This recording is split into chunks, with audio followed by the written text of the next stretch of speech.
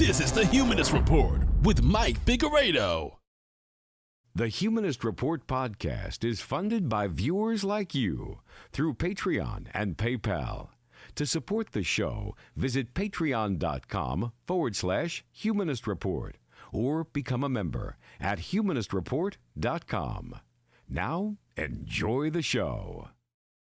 Welcome to the Humanist Report podcast. My name is Mike Figueredo, and this is the 176th edition of the program. Today is Thursday, January 18th, and before we get into the show, I need to take a moment to thank all of our newest Patreon and PayPal contributors, all of which either signed up to support us just this last week or increased their monthly pledge, and that includes Akanu Bogstali and Liquid Rain. So thank you so much to all of these kind individuals. If you'd also like to support the program, you could visit humanistreport.com/support or check out patreon.com/Humanist Report. So on today's episode, we'll talk about the 2020 Democratic Party primary and how Bernie Sanders is gearing up to launch his campaign by recruiting the media team that made Alexandria Ocasio-Cortez's viral video. And we'll also talk about Chuck Todd's desperate attempt to discredit Bernie Sanders and one comedian's anti-Bernie rant that is incredibly hypocritical, and I'll tell you why in that segment. We'll also talk about Bernie Sanders' call to curtail military spending, and additionally, corporate Democrats are gauging interest with Wall Street for their 2020 presidential runs, and this includes Kirsten Gillibrand, Cory Booker, and Kamala Harris. We'll also address the criticism that Tulsi Gabbard has been receiving since she announced that she's running for president. And moving on to other news, some Democrats are afraid of Alexandria Ocasio-Cortez, and I'm not saying that. This is what they're saying. They're literally afraid of her. So we'll talk about that. Claire McCaskill gets hired by MSNBC for some reason. Teachers across the state of California are striking, and Mike Huckabee kicks off his career as a comedian with a YouTube channel that is a cringe gold mine. So that's what we've got on the agenda for today's program. I hope you guys enjoy the show. Over the weekend, supporters of Bernie Sanders had more than 400 house parties across the nation, including in Puerto Rico, all with the goal of calling on him to run for president again. They made it clear they want him to finish what he started in 2016 and carry on the political revolution into 2020. Now, with each passing day, we are getting closer to the launch of Bernie Sanders' 2020 campaign, and even if he has yet to formally announce that he's running, it is evident that a Bernie 2020 campaign is inevitable because as we speak, he's currently gearing up to announce again. And we know that his announcement is coming soon because he's currently staffing up, and it's evident from an article put out by Politico that he's doing a lot to get prepared. Bernie Sanders is adding firepower to his political team ahead of a 2020 campaign, locking down digital alumni who were key to his surprise performance in 2016 and recruiting the media production company that helped launch Alexandria Ocasio-Cortez to prominence. The flurry of activity detailed by four people familiar with the campaign's thinking is the latest sign that the Vermont senator is closing in on a decision on a second run for the White House. Means of Production, the filmmaking cooperative that created the viral campaign video that propelled Ocasio-Cortez's House campaign, is in talks with the Sanders team about a major role in 2020, and two people who powered Sanders' record-breaking small-dollar fundraising operation in 2016 have agreed to join the subsequent presidential bid if it materializes, according to a Sanders campaign aide, Tim DeGaris and Robin Curran, his digital fundraising director and digital production director in 2016, respectively. The aide said another pair that have helped Sanders build a digital media juggernaut out of his Senate office, media producer Armand Aviram and digital director George Park, are likely to be part of his 2020 team too.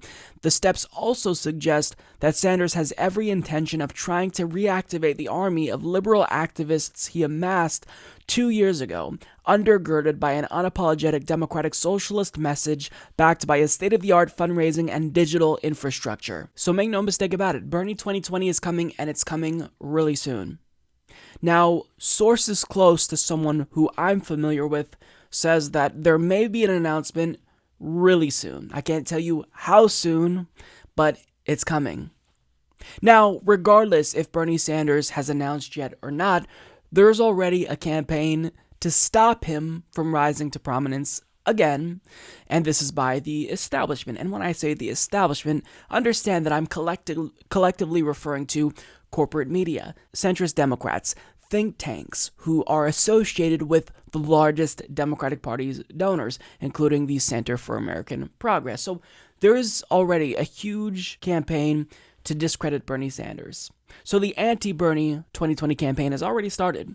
It's just a matter of us launching Bernie Sanders campaign, and it's coming very soon, according to all the signs and some insiders who say that it will in fact be happening soon and that an announcement is imminent.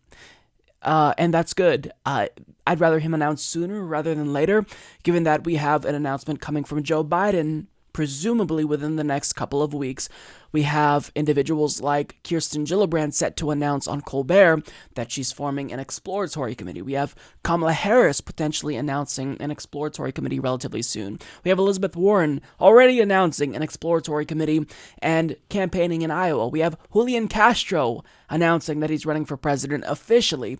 So there's a lot of candidates already throwing their hats in the race. It's only a matter of time before Bernie Sanders announces, and for those of you getting impatient, like myself, understand that the reason why this is all taking time is because, one, he wants to make sure that he's going to do it right, and second of all, he's still working his ass off for people. I mean, he just announced a bill to raise the federal minimum wage to $15 an hour. So, I mean, he's not going to stop fighting for the people, even if he's running for president. So understand that it's coming. It's coming very soon, and we should all be prepared to dedicate as much time as we can to helping him be successful in 2020. Because if we want him to win, we have to do more than just donate $27. We have to make sure that if we can, we knock on doors, we phone bank for Bernie Sanders, because if he's going to be successful, this is going to be because of all of the grassroots energy that is fueling his campaign, and that includes you watching this. So start small. Spread the word, in your social circles, tell your friends and family, but most importantly, sign up and get involved, because that's how we are going to beat the machine and ultimately defeat Donald Trump in 2020. So I'm getting very excited. 2020, this primary is going to be long, it's going to be ugly, but this is the start of something potentially really good in America, a political revolution that we desperately need, because we have a political establishment that is out of touch, that is so painfully out of touch. I mean, Congress has an 18% approval rating. We have a president who doesn't care about anyone in the country, only himself, and it's time that we take the country back from the oligarchs who have seized control of government. And that starts with someone who's a revolutionary candidate like Bernie Sanders. So I hope that you will consider joining his campaign. But for those of you who already had decided to do that, the wait is almost over, okay? I assure you the wait is almost over. And if I'm wrong about that, nobody will be more upset than me. So Bernie 2020 is coming soon. It's just a matter of time. Hopefully we will get an announcement before the end of the month. If you are a politically ambitious individual and you are considering a run for the White House, what do? Well, one of the first things you do is you try to gauge support. Gauge whether or not it will be worth your effort, because running for president is something that is incredibly difficult. It's a strain not only on yourself mentally and physically, but it's a strain on your family as well. So if you're going to run, you want to make sure that there's going to be enough people who care about you and your message that it's going to make it all worthwhile. Now, there are individuals currently, Kamala Harris, Cory Booker, Kirsten Gillibrand, who are all considering a run. And previously, I actually gave these individuals credit because I do think that even if I have problems with them, they are more politically astute than individuals like Joe Biden, for example, who is currently positioning himself as the anti-Bernie of the 2020 Democratic Party primary, or even Hillary Clinton, who in 2016 already struggled to court left-wing voters, but since she thought she already had those people on lock, she chose to run even further to the right by choosing a running mate who was to her right. So rather than appealing to her own base, she chose to go after moderate Republicans instead. But when it comes to this new crop of potential presidential candidates that are establishment friendly, we're talking about Cory Booker, Kamala Harris, Kirsten Gillibrand, well, they at least realize that if you want to make it through a Democratic Party primary and actually become president, you've got to do one really important thing. You've got to win over the progressive base. And they've obviously made an effort to do just that. Kirsten Gillibrand vocalized her support for the Abolish ICE movement, and she also voted against all of Donald Trump's cabinet picks.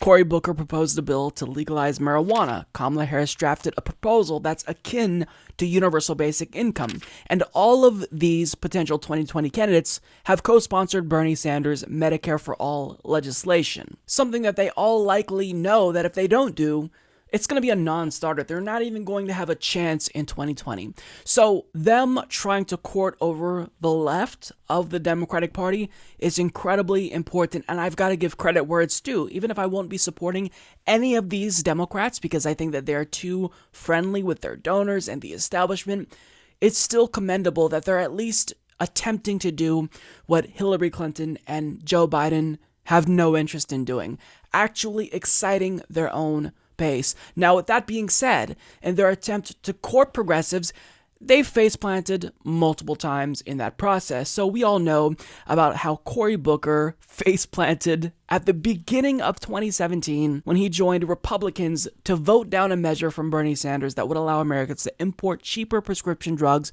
from Canada. I mean, he will not be able to recover from that, no matter how progressive he tries to convince us he is. Additionally, Kirsten Gillibrand backed a brazenly unconstitutional anti-BDS bill, and she only backed away from it once she realized how much she pissed people off.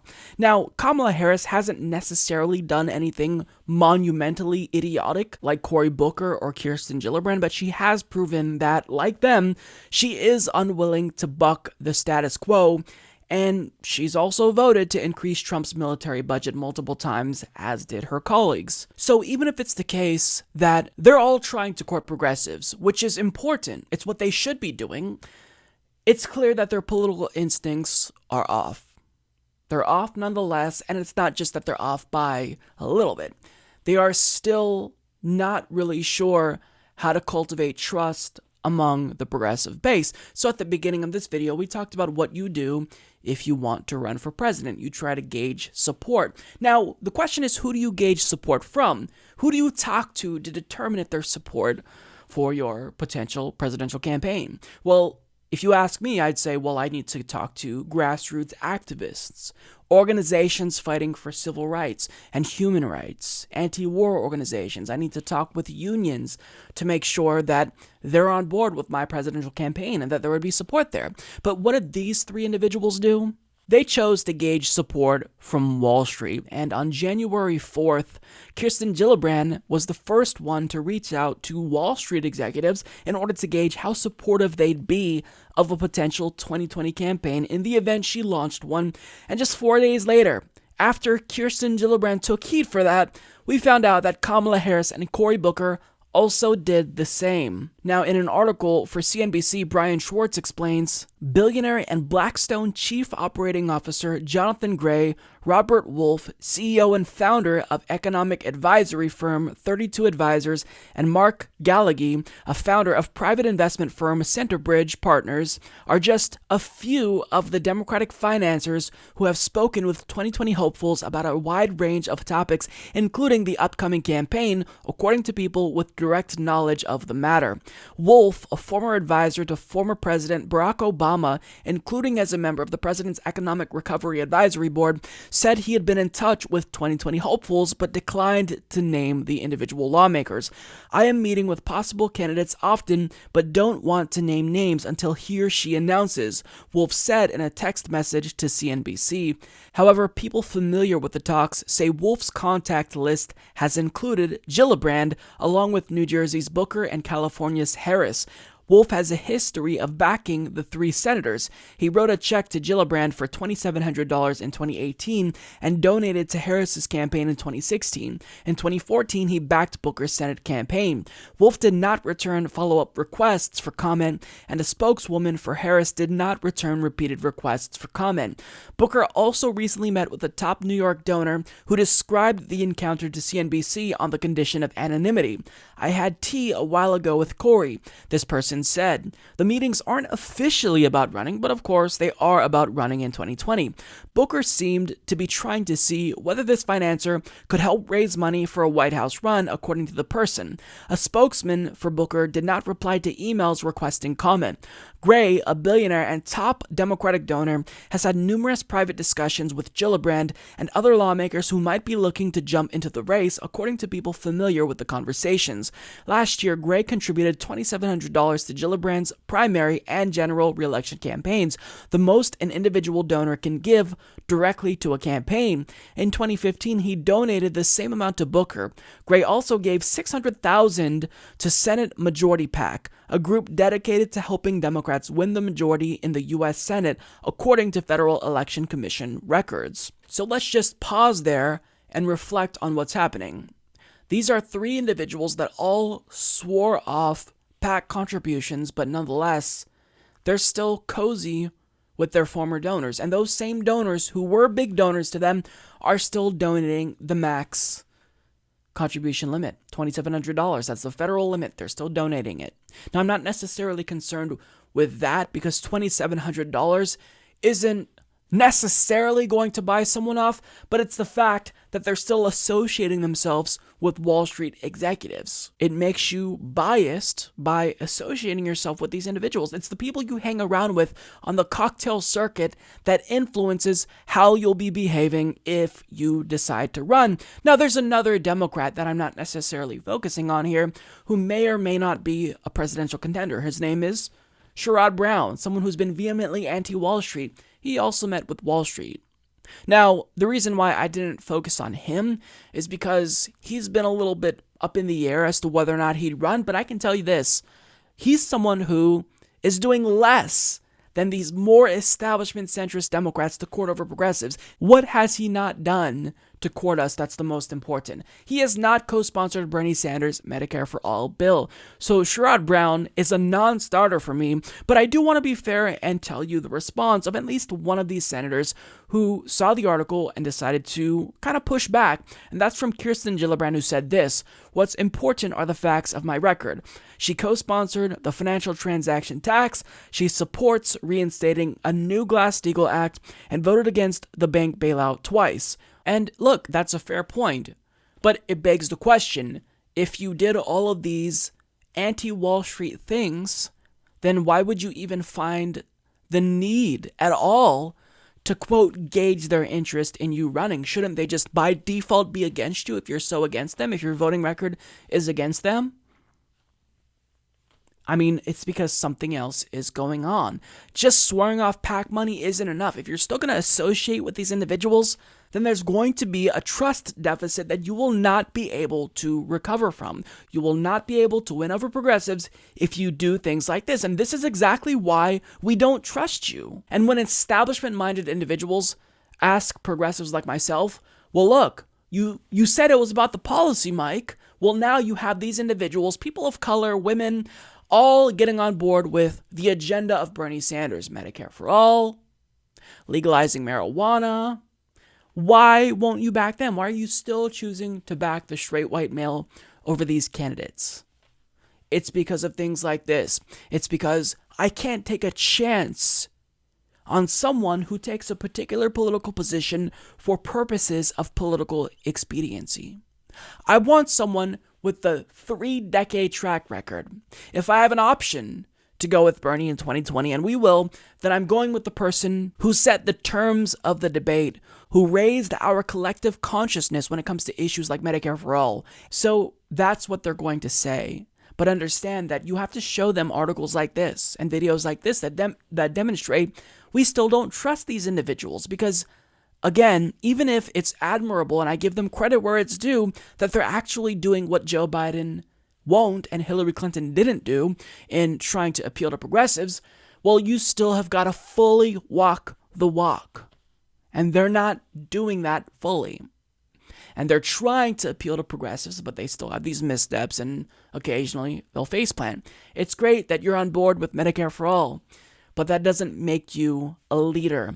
And we need a leader who's actually going to give us a political revolution that's on par with Reagan's right-wing revolution. We need to shift the Overton window back to the left, and we're not going to do that by electing someone who kowtows to Wall Street. So during this primary, I will not be supporting these individuals because they've made it clear that even if they want to appeal to us, they're not loyal to us. They're still loyal to their donors. They're still loyal to the large contributors that still give to the Democratic Party, who hang out with them at cocktail parties in D.C.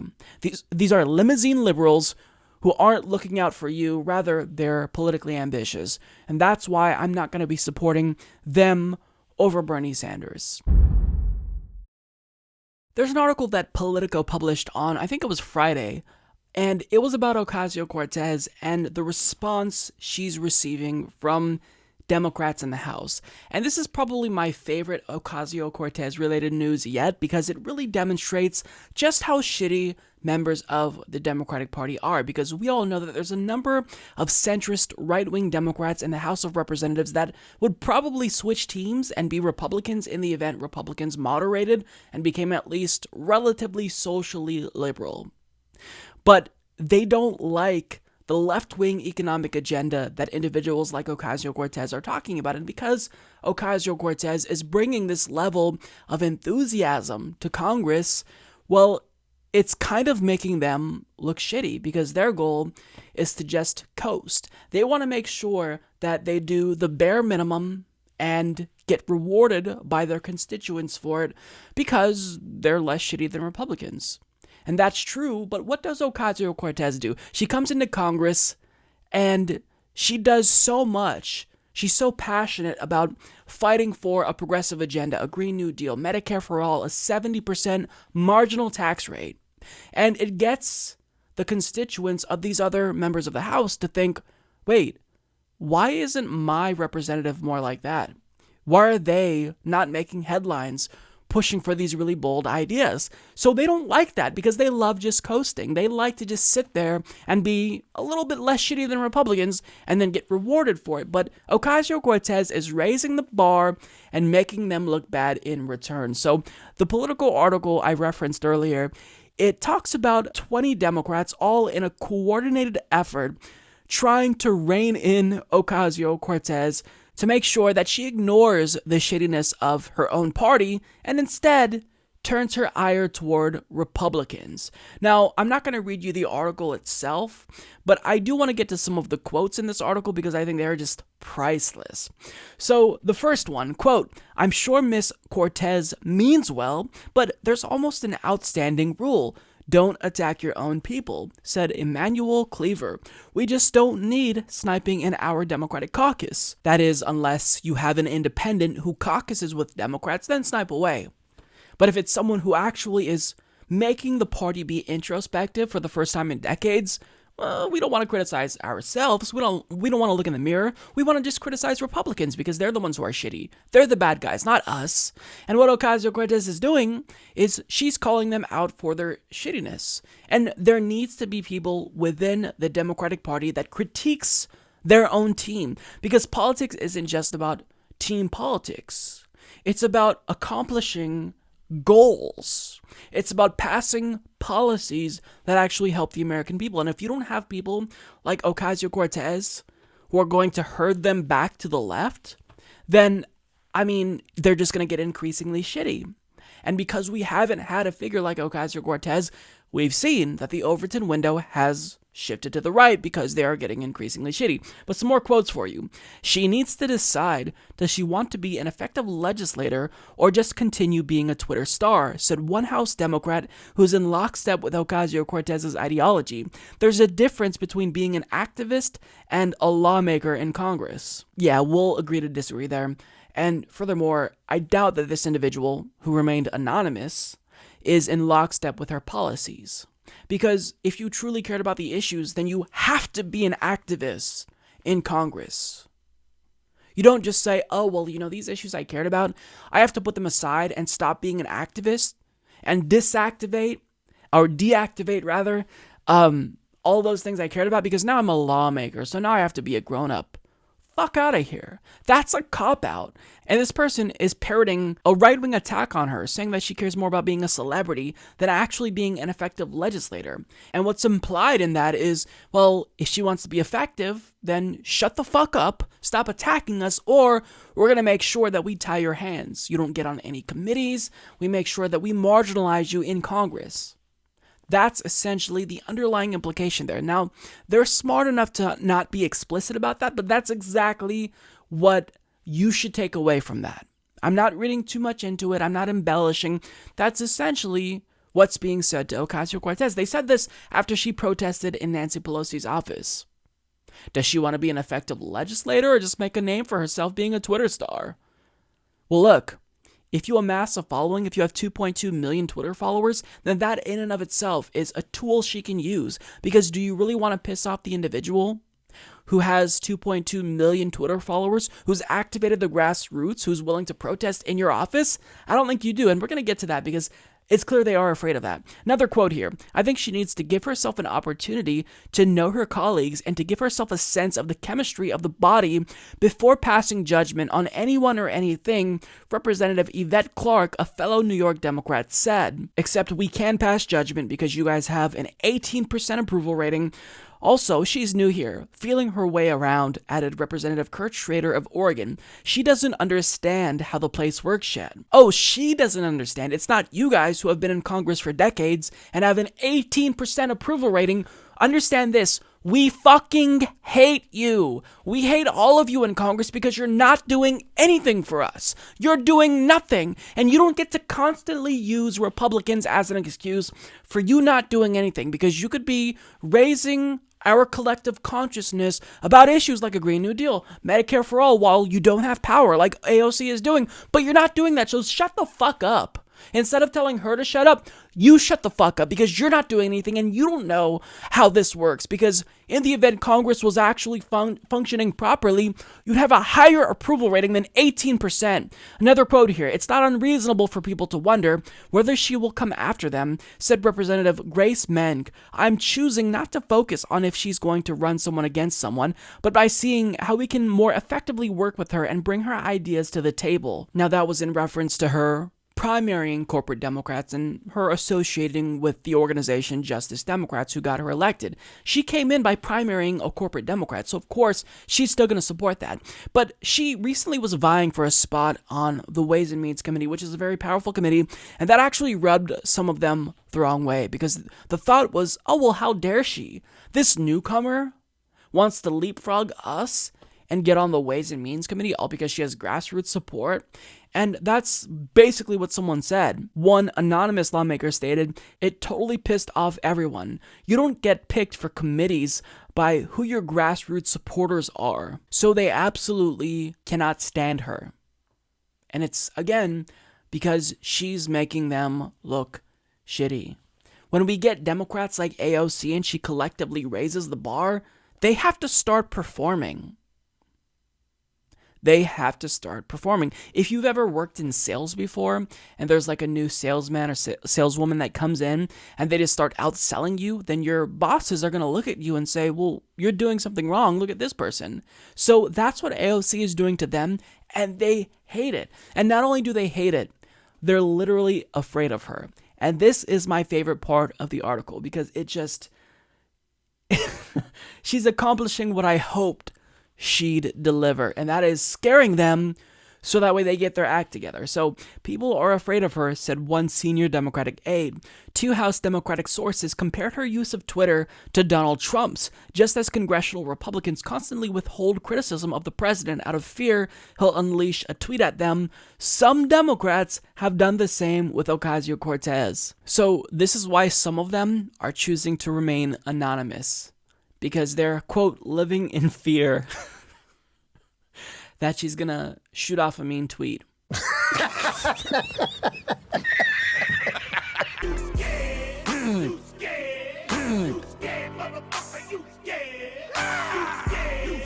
Well, do you want to know who doesn't have to live in fear?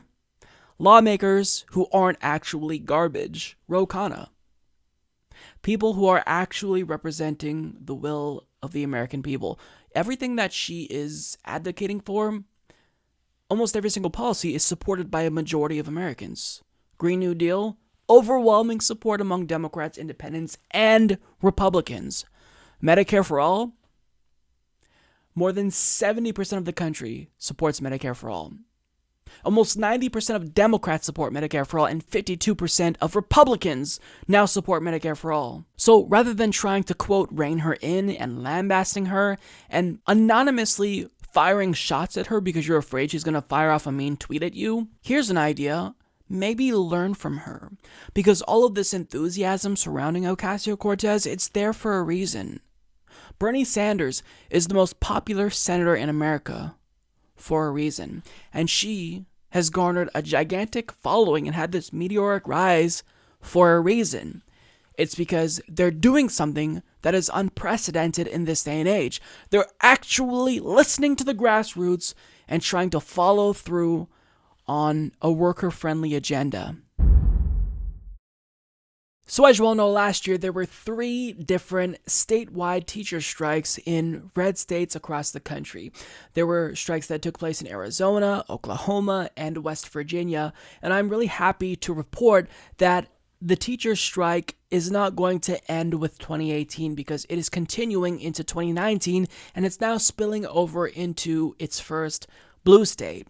And that state is California, because there are teachers across the state that just went on strike this week in the rain. And for more on this, we go to CBS Los Angeles, who reports in the first walkout since 1989, the 30,000 teachers represented by United Teachers of Los Angeles went on strike after 21 months of failed negotiations. The strike impacts 480,000 students served by the LAUSD, the second largest school district in the nation. At a separate morning news conference, UTLA President Alex Caputo Pearl addressed fellow union members, parents, and students at John Marshall High School.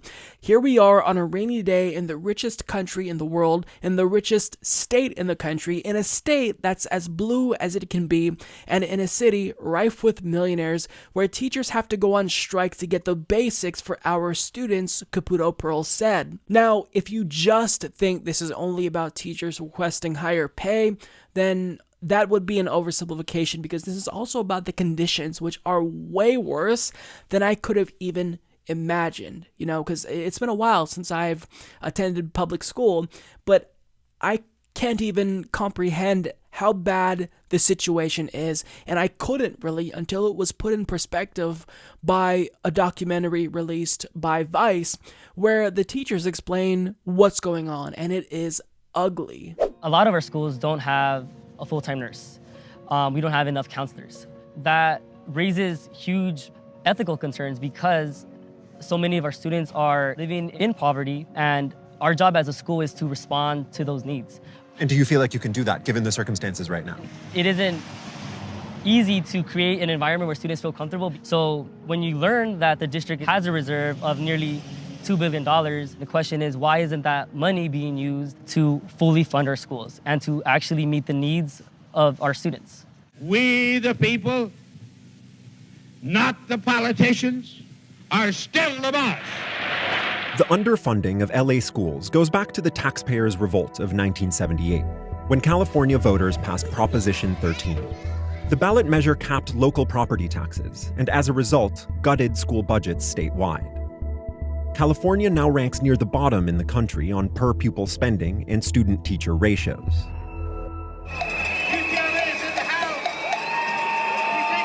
So when the LA Teachers Union asked its members to authorize a strike last year, the response was overwhelming.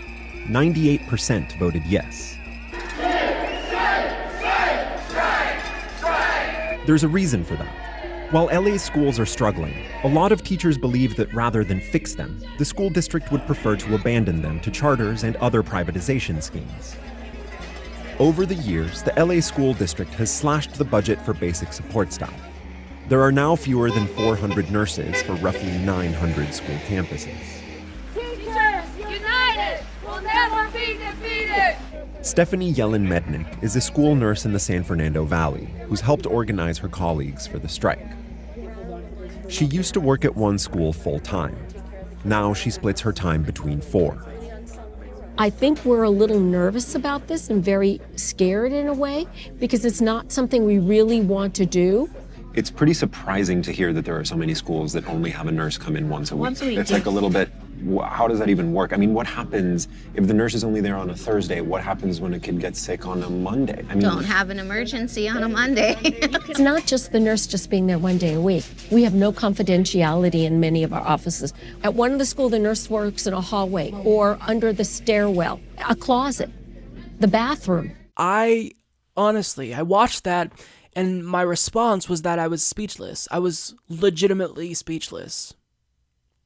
The situation is absolutely incomprehensible. Again, we live in the richest country in the world, and this is the condition that students and teachers have to put up with, where they can't even get a nurse 5 days a week.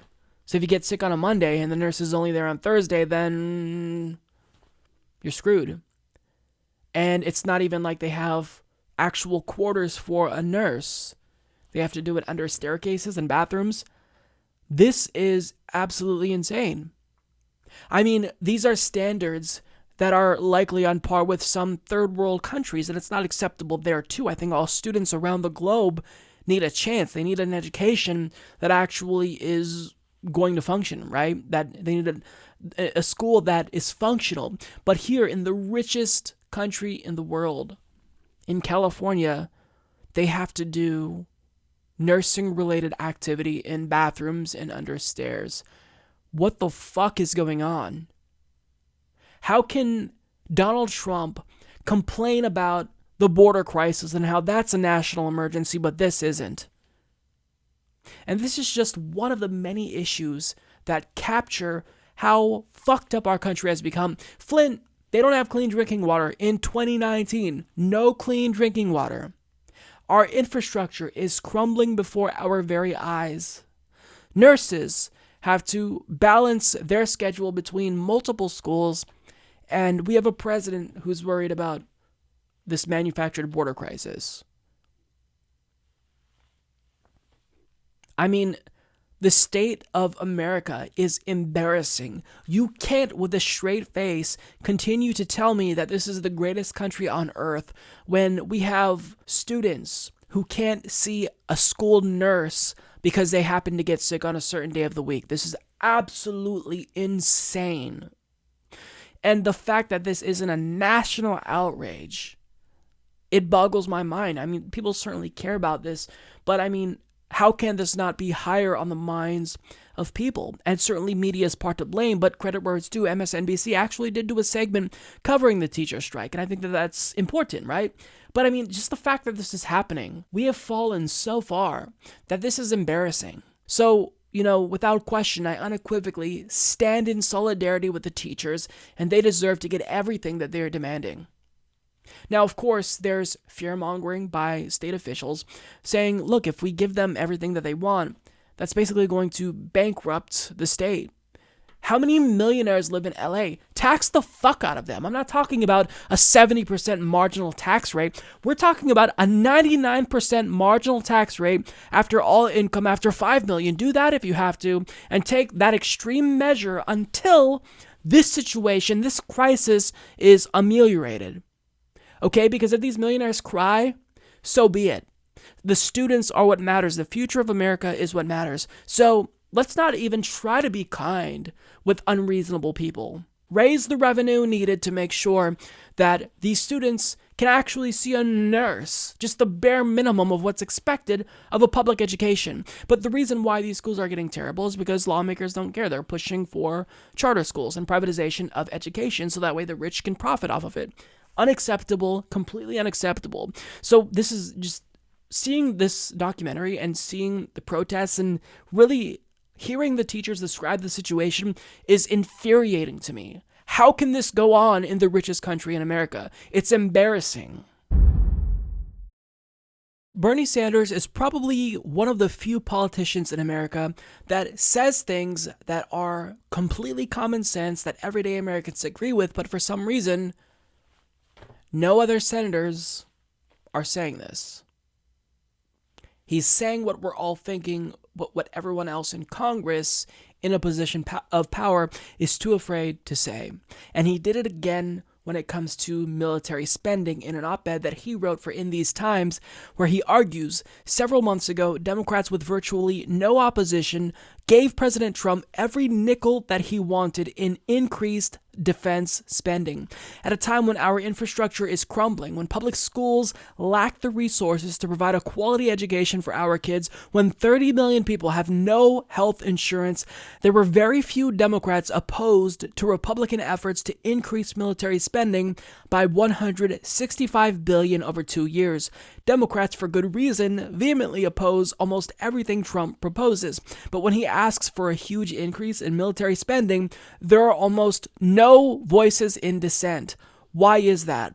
Do we really have to spend more on the military than the next 10 nations combined, most of which are our allies? Why do we dramatically increase funding for the military when the Department of Defense remains the only major government agency not to have undertaken a comprehensive audit? Why is there so little discussion about the billions in waste, fraud, and cost overruns at the Pentagon?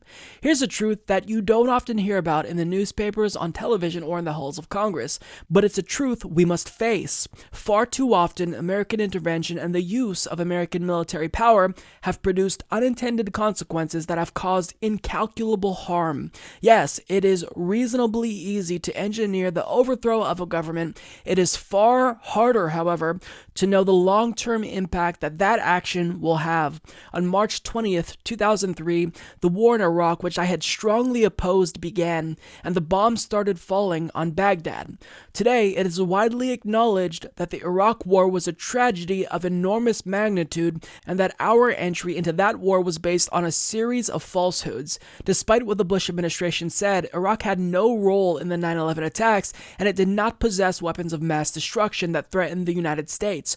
As we now know, that war created a cascade of instability around the region that we are still dealing with today in Syria and elsewhere, and will be for many years to come. Indeed, had it not been for the Iraq War, the Islamic State would almost certainly not exist. The war deepened hostilities between Sunni and Shiite communities in Iraq and elsewhere. It exacerbated a regional struggle for power between Saudi Arabia and Iran and their proxies in places like Syria, Lebanon, and Yemen, and it undermined American diplomatic efforts to resolve the Israeli-Palestinian conflict.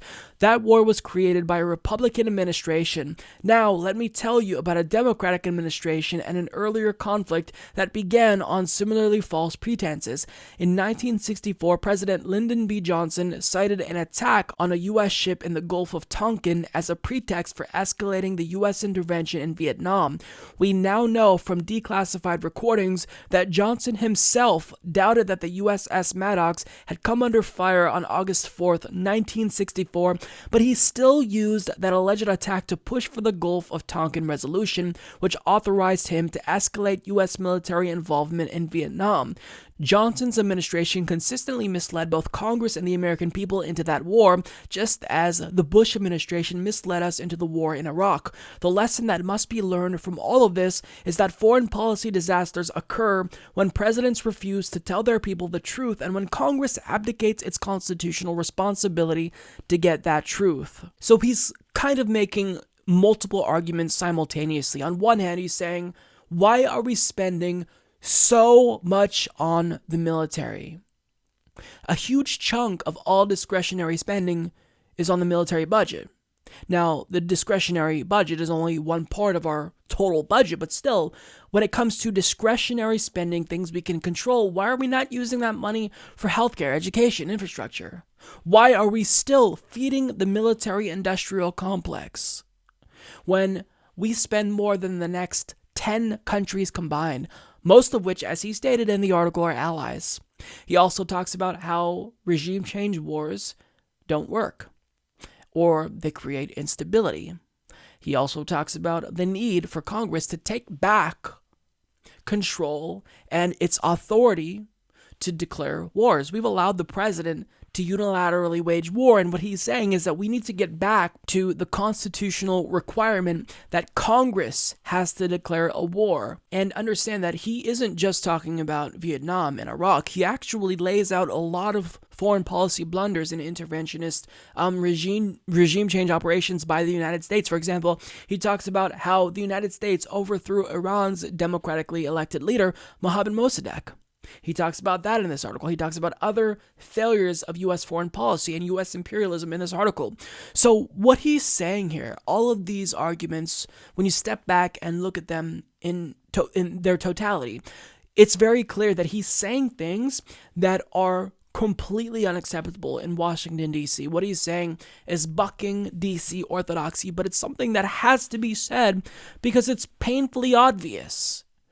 How is this not the default position? What Bernie Sanders is saying here should be embedded in the Democratic Party's platform. It should be echoed by every single sitting senator, by every single Democrat in the House. But the fact that they go along with it, with Donald Trump's military increases without question, and then try to claim to be the resistance, is fucking hypocritical. I mean, look at Tammy Duckworth. She's someone who likes to pretend to be part of the resistance, who's so strong against Donald Trump, she calls him President Bone Spurs. But what did she do? She voted not just for his military budget, but to increase his powers to spy on Americans without a warrant.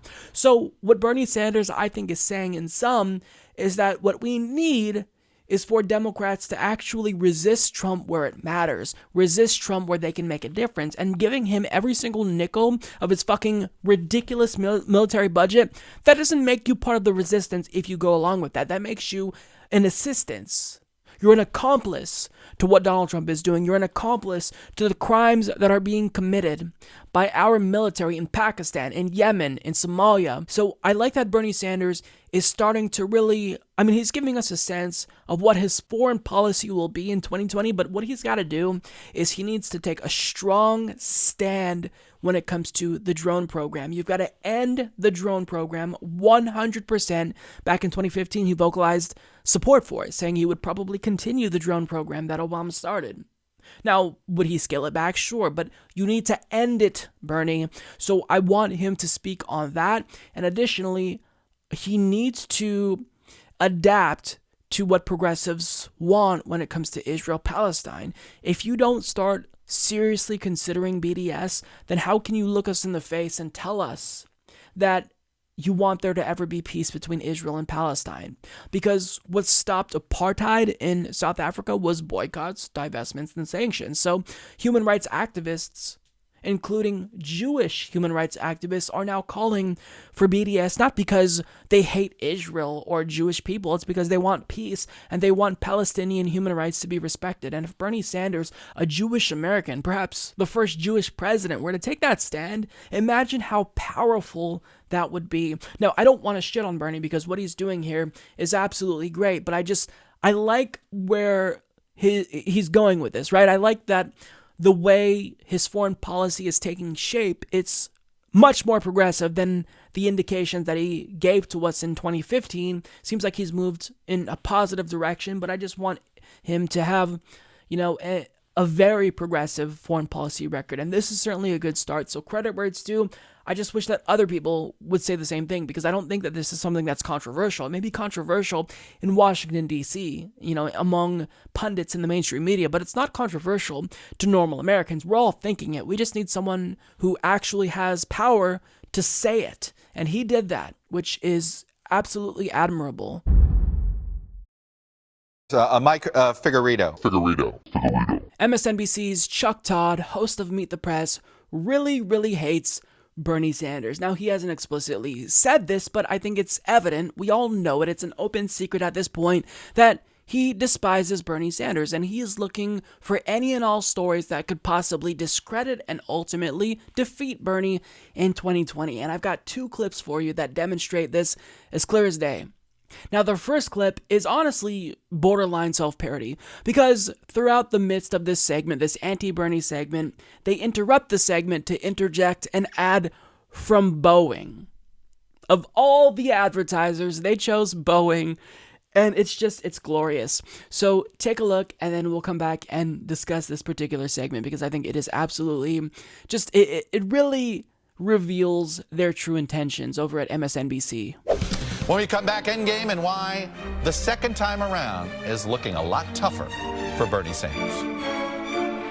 Coming up, Endgame, brought to you by Boeing, continuing our mission to connect, protect, explore, and inspire.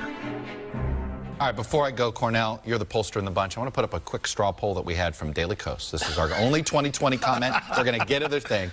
And it showed here, these are sort of activist Democrats. I put this up. Here are the top 5. Bernie Sanders sits at 11. 4 years ago, Bernie Sanders had nearly 70% of these folks. What's going on here? Well, you also remember that Michelle Bachmann won straw polls after straw poll.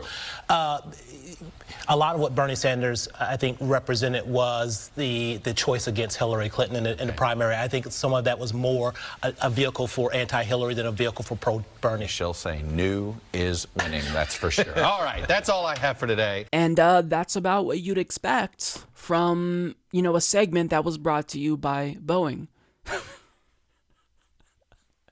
It's just, wow. They're so brazen. Maybe they thought of the optics and just thought, we'll roll with it anyway. But, they did it.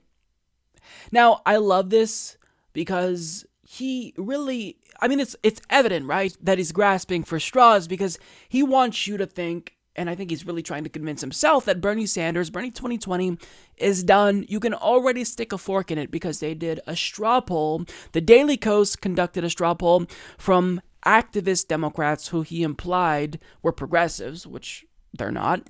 And since Bernie came in 5th place in this particular poll, he wants you to think that this is it. If he came in 5th place from a progressive outlet like the Daily Kos, then surely there's not going to be a chance for him or any room for him in the 2020 Democratic Party primary. Now, let me just ask you this, Chuck, before we move on. When you talk about the supposedly progressive outlet called the Daily Kos, are you talking about the same outlet that is run by establishment bootlicker Marcos Mulitzas, who's literally so proud of the fact that he creepily delivered thousands of roses to Nancy Pelosi that he actually pinned the picture of him doing it to his goddamn Twitter page? Is that the progressive outlet that you are referring to, Chuck Todd? Because I just want to be clear and make sure we're on the same page and that we're both referring to the same, quote, progressive, unquote, outlet. Now, I could get into the rest of the gripes that I have with this, but I'm not going to do that, because David Dole of the Rational National, my brother from another mother, actually did an amazing job outlining the absurdity of that clip and how Boeing, who sponsored that clip, actually has it out for Bernie Sanders. So I will link to that down below. You have to check it out if you haven't already seen that. Now, this may surprise you, but there's another clip featuring Chuck Todd trying to smear and discredit Bernie Sanders. But this one is a bit more nefarious. Take a look. Welcome back. Tonight in 2020 Vision, Bernie Sanders is apologizing again, this time for allegations of harassment on his 2016 presidential campaign. Could this derail his chances of another presidential bid? Take a listen to this apology. What they experienced was absolutely unacceptable, and certainly not what a progressive campaign or any campaign should be about. Bernie Sanders is facing backlash after new allegations of sexual harassment against one of his former top campaign aides. According to Politico, his convention floor leader, Robert Becker, is accused of forcibly kissing a junior staffer. The woman only came forward when Becker recently contacted her to be part of the team for another Sanders presidential campaign. So I certainly apologize to any woman who felt that she was not treated appropriately. And of course, if I run, we will do better next time. This isn't the first time that Sanders has had to answer for misconduct by male staffers on his 2016 presidential campaign. 2 stories in the last month detailed a, quote, pervasive culture of toxic masculinity. And just to be clear, you seem to indicate that you did not know at the time about the allegations. Is that correct? Yes, I was a little bit busy running around the country trying to make the case. Boy, is that a tough answer to defend, of course, because if you're running to be president of the United States, you can't manage a campaign. How do you manage the country concepts? That's a tough answer to defend. These stories, Elizabeth Warren's successful early rollout into this race, and politically speaking, no potential 2020 candidate has had a worse start to 2019, it looks like, than Bernie Sanders. No potential 2020 candidates had a worse start than Bernie Sanders. Really, Chuck? Is that based on facts? Or is that what you want to believe? Because there's been no single candidate who's declared yet that had a nationwide call, 400 different house parties across the nation, all of which asked him to run for president. Has any other candidate, Elizabeth Warren, Tulsi Gabbard, Kirsten Gillibrand, Richard Ojeda, has any other candidate had that? Has any other candidate had even a fraction of the grassroots support already as Bernie? So what he's saying there, it's not the truth. It's just something that he wants you to believe. And what I find interesting is that these propagandists are showing their cards a little bit too early, because he says, could this derail Bernie Sanders' chances of another presidential bid? I bet that he hopes it does, but he says that before he even talks about the article. So, I mean, if you want to discuss the implications of the New York Times article, then you can do that. I think that's legitimate. That's fine. But if you obviously are gleefully hoping that this derails his chances, then you are demonstrating to us that you have a bias. Now, he also ended that segment by saying, boy, is that a tough answer to defend. Of course, because if you're running to be president of the United States, you can't manage a campaign. How do you manage a country? Now, I wonder if Chuck Todd is going to ask that same question when it comes to Kamala Harris, who just last month had a top aide resign due to allegations of sexual harassment. I wonder if he asked that same question back in 2016 when it comes to Hillary Clinton, who did nothing about sexual harassment in 2008 and also had the same thing happen in 2016. You see, the reason why this is so nefarious is because what people like Chuck Todd and members of the media want you to believe is that sexual harassment, it's a Bernie problem. Nobody else had this problem, when in actuality, it's not a Bernie problem. It's an America problem. It's a problem that we have in this country culturally. The problem is toxic masculinity. The problem is sexism in the workplace everywhere. It probably is happening at MSNBC. In fact, I'd be surprised if it weren't happening at MSNBC. So to suggest that this is something that exclusively affected Bernie Sanders is incredibly disingenuous. It's outright propaganda. But I'm not going to go through and tell you what I think about him and why it's so nefarious, because the actual woman, Juliana de Lara Velez, who was cited in that New York Times article, spoke out, and she summed up the situation better than I ever could. She writes in an op-ed for The Intercept, "Last week, my experience and that of some of my female co-workers became the focus of a New York Times story on the sexual harassment and sexism that took place in the 2016 Bernie Sanders campaign. I told my story to bring attention to the sexist environment that is unfortunately endemic to most workspaces, including political campaigns. However, I was disheartened to discover that the takeaway by many pundits was not that sexism and harassment is pervasive, but that Sanders was somehow uniquely culpable. I was also struck by some of the messages and tweets calling into question the character of the women who spoke out. As was the case throughout the 2016 campaign season, my personal experiences as a woman of color were sublimated to serve an establishment media narrative that pretends the progressive movement is all white, all male, and runs counter to the interests of women and people of color. But my story should not be taken to confirm the Bernie bro mythology. It should be taken to confirm the pervasiveness of sexism in professional life and distill the hard truths that all campaigns should learn from. It's not as if the Sanders campaign alone is nursing the last vestiges of sexism and sexual harassment in the political sphere. Both were reportedly features of Hillary Clinton's 2008 campaign. During her first run at the White House, Clinton's campaign chose to retain a senior advisor who reportedly harassed a young woman repeatedly rather than fire him. And just last month, an aide for Senator Kamala Harris resigned after it was reported that he settled a sexual harassment lawsuit for $400,000. For one, the corporate media unfairly focuses on Sanders, casting the harassment that happened within his campaign much differently than similar cases with other campaigns, implicating his personal ethics in a way that they've declined to do with other politicians. Sanders recently apologized and acknowledged that his 2016 campaign could have handled sexual harassment and sexism claims better, and in his 2018 re-election campaign, he reportedly instituted sharper protocols like better hiring, training, and designating an independent firm that staff could utilize to report sexism and harassment. But new allegations of sexual harassment in his 2016 campaign have since surfaced, indicating the depth of the problem was likely deeper than most knew. Now, Sanders should take the rare step of setting up an independent investigation into the 2016 allegations. Now, that was said perfectly. How can you hold Bernie Sanders to a different standard and pretend as if this same phenomenon isn't prevalent in other campaigns? How could you do that?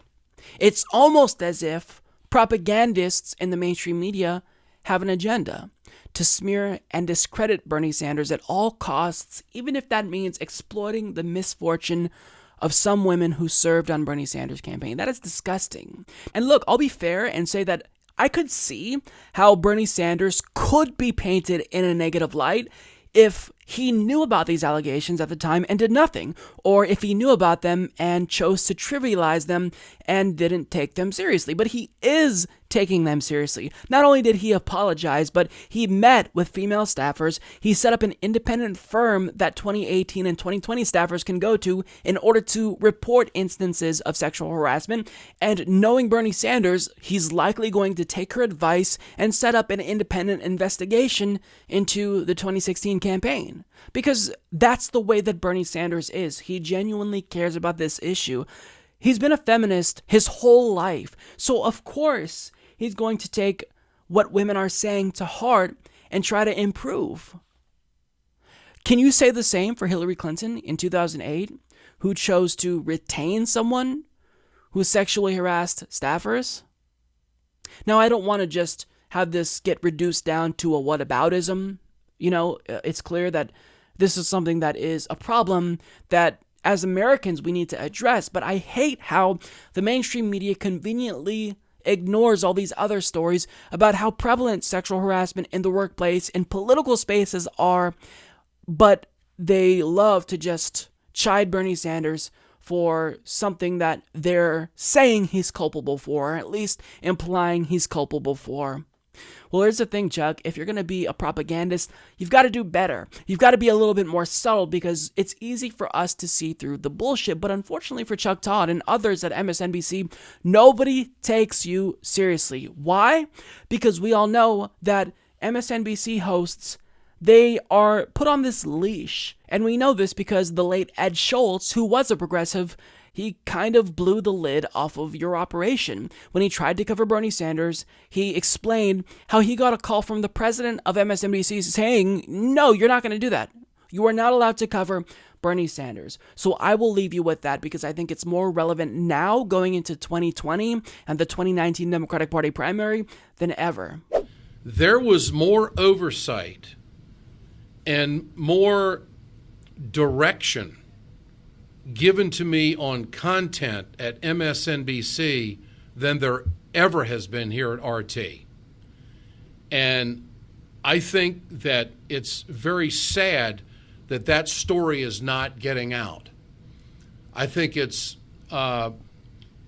many times I was told what to lead with on MSNBC. Many times I was told what I was not going to do, and I've got a story that, had I not been involved in it, I would have never believed it. And Phil Griffin, who I consider a friend to this day, was a watchdog, far more than anything I am exposed to here at RT America. Did he tell you what to say? Did he tell you an angle to take? Often.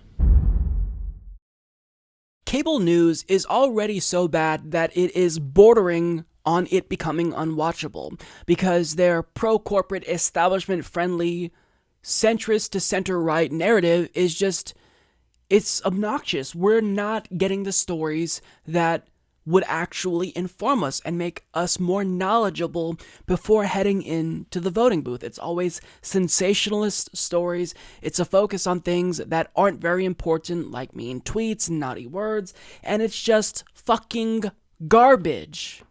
But for all the gripes that we have about mainstream media, well, guess what? It's about to get a lot worse because they just hired people with absolutely nothing meaningful to say who no one in the country wants to hear more from. And that includes John Kasich, who recently signed with CNN as a senior political commentator, as well as resistance hero Jeff Flake, who supposedly is anti-Trump, but voted with him more than 80% of the time, who is in talks with CBS for a potential position, and last but certainly not least, MSNBC's Morning Joe just hired Claire McCaskill, a loser, as a political analyst. And my only question is, why would you do this? Why? Who wants to hear from these people? They have nothing of value to say at all. And Claire McCaskill is a political analyst. How can she analyze something when she was painfully wrong? She keeps implying that if Democrats want to win, then they can't get too cuckoo and be too crazy. They've got to, stay in the center right. And she went full Trump during her last election. Just in this last election, she literally said this about the migrant caravan. Quote, "Stop them at the border." That's what she said. She went full Trump, actually used xenophobia as a means of propelling herself, and she still lost. But yet she's still talking about how Democrats can win. She's still suggesting that her strategy, even if it's a proven failure, is what Democrats need to do. They don't need to appeal to their base and excite their own base. They need to win over moderate Republicans that don't exist. But, almost all of these senators who are Republican light, Joe Donnelly, Heidi Heitkamp, Claire McCaskill, they were wiped out. The only one who managed to survive was Joe Manchin for some reason. But I wouldn't be surprised if he got wiped out in 6 years. So nobody takes these people seriously. Nobody. And they have nothing of value to bring to the table. But yet, because they were in Congress and mainstream media outlets love to suck up to people in power or people who were in power, we get to hear these morons, quite frankly, pontificate on things that they know nothing about.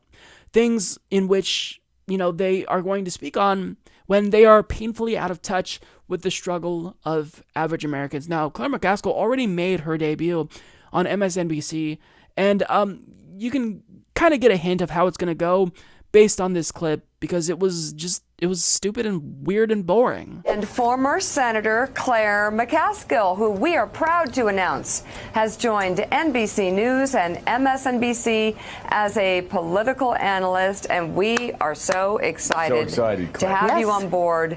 Wow. You have come to the other side. I have come to the other side. I think I want to know. I've always said in my offices, we can be smart and have a great work ethic and do good work, but if we have fun, we'll do great work. So hopefully that's what this will be about. Well, that's the whole point of you being here, fun, but also, quite frankly, you've got some really good sharp elbows, and sometimes they're needed with Joe. So thank you. You're going to help me out. Kyle Kalinske makes this point all the time, and he's so right about this. He says that if you put someone like Wolf Blitzer, and I'm going to add, someone like Claire McCaskill on YouTube, they're not going to even get any time of day by anyone. Nobody cares. They're only going to be successful in media if they are forced upon us. So look, on one hand, we're going to get a lot of coverage from John Kasich and Jeff Flake and Claire McCaskill saying dumb things. So, in a way, it's going to help out this show. But what matters the most is that the American people are informed, and they're not going to help with that cause. Hire a political scientist. Hire actual journalists who are objective. Well, no, they're just going to hire partisan hacks who are going to, I guess, bring more establishment narrative to the table. I don't get it. So I have not been this genuinely excited about a YouTube channel that I discovered since, I don't know when. I don't know when I could say I was this excited the last time, because I just discovered that failed politician Mike Huckabee, who spawned the ghoul that is Sarah Huckabee Sanders, Trump's press secretary, he has his own YouTube channel. Now, it seems as if it's not getting much traction yet because he's still hiding his subscriber count, which is what people do when they are starting out and they're embarrassed that what they're saying isn't gaining much traction. But nonetheless, he has a YouTube channel that is filled with videos, and it is a cringe goldmine. And I haven't seen anything like this in so long, and I'm incredibly excited because he's trying to kick off what I'm assuming it's a comedy career. He's a failure in politics. He hasn't been the governor now of Arkansas now for how long? He failed as a presidential candidate multiple times. So what's he doing now? He's getting into comedy. Comedy that is akin to something we'd see on Comedy Central, like Stephen Colbert or The Daily Show. And it is just watch it.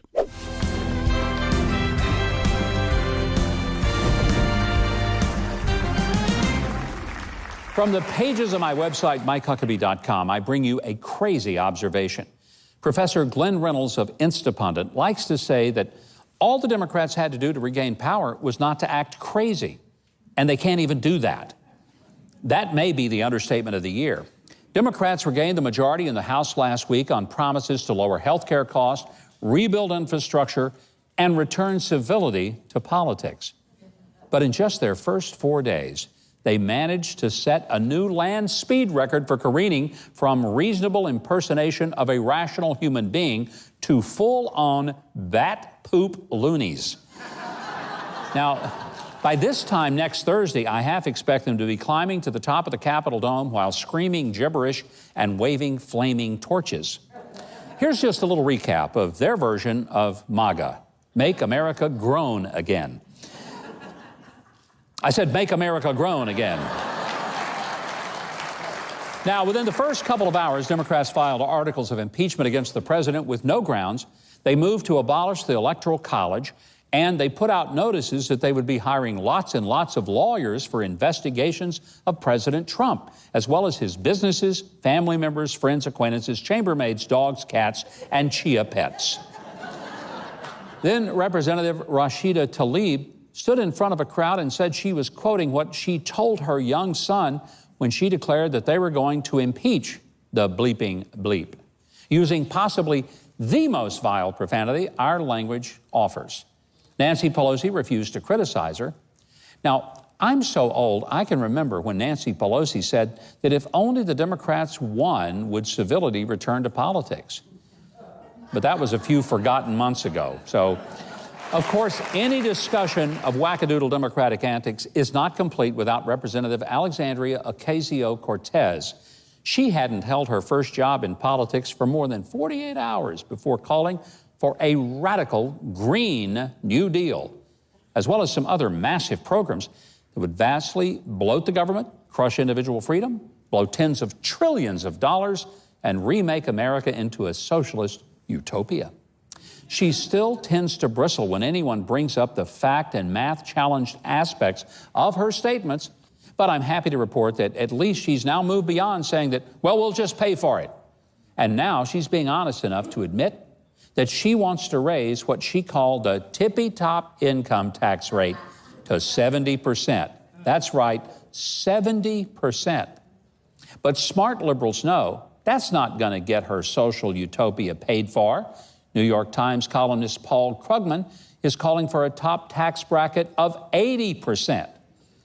But before you could hire an auctioneer, former Obama HUD Secretary Julian Castro called for a 90% top tax rate. I ain't making this up. Folks, God only requires I give 10%.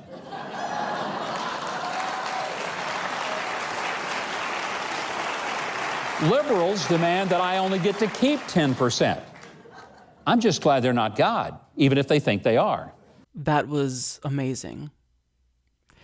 I kid you not, when the camera panned to all of the old people in his audience, like the 85-plus-year-olds in his audience, I laughed for a good 5 minutes, nonstop. Like, laughing as hard as humanly possible, with tears streaming down my face. This is amazing. So in a nutshell, his routine is this. I'm going to try it. Democrats are so stupid, guys. Aren't Democrats stupid?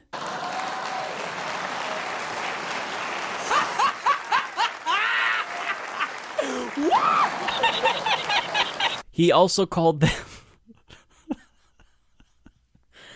he called them, quote, full-on bat... That's... Oh, this is going to be a fun segment. He called them, quote, full-on bat poop loonies. Watch your language there, buddy. Come on, Mike. What are you doing? Bat poop loonies. Got him! And I love how he'll say something, like he'll get to the punchline, and then he'll be like...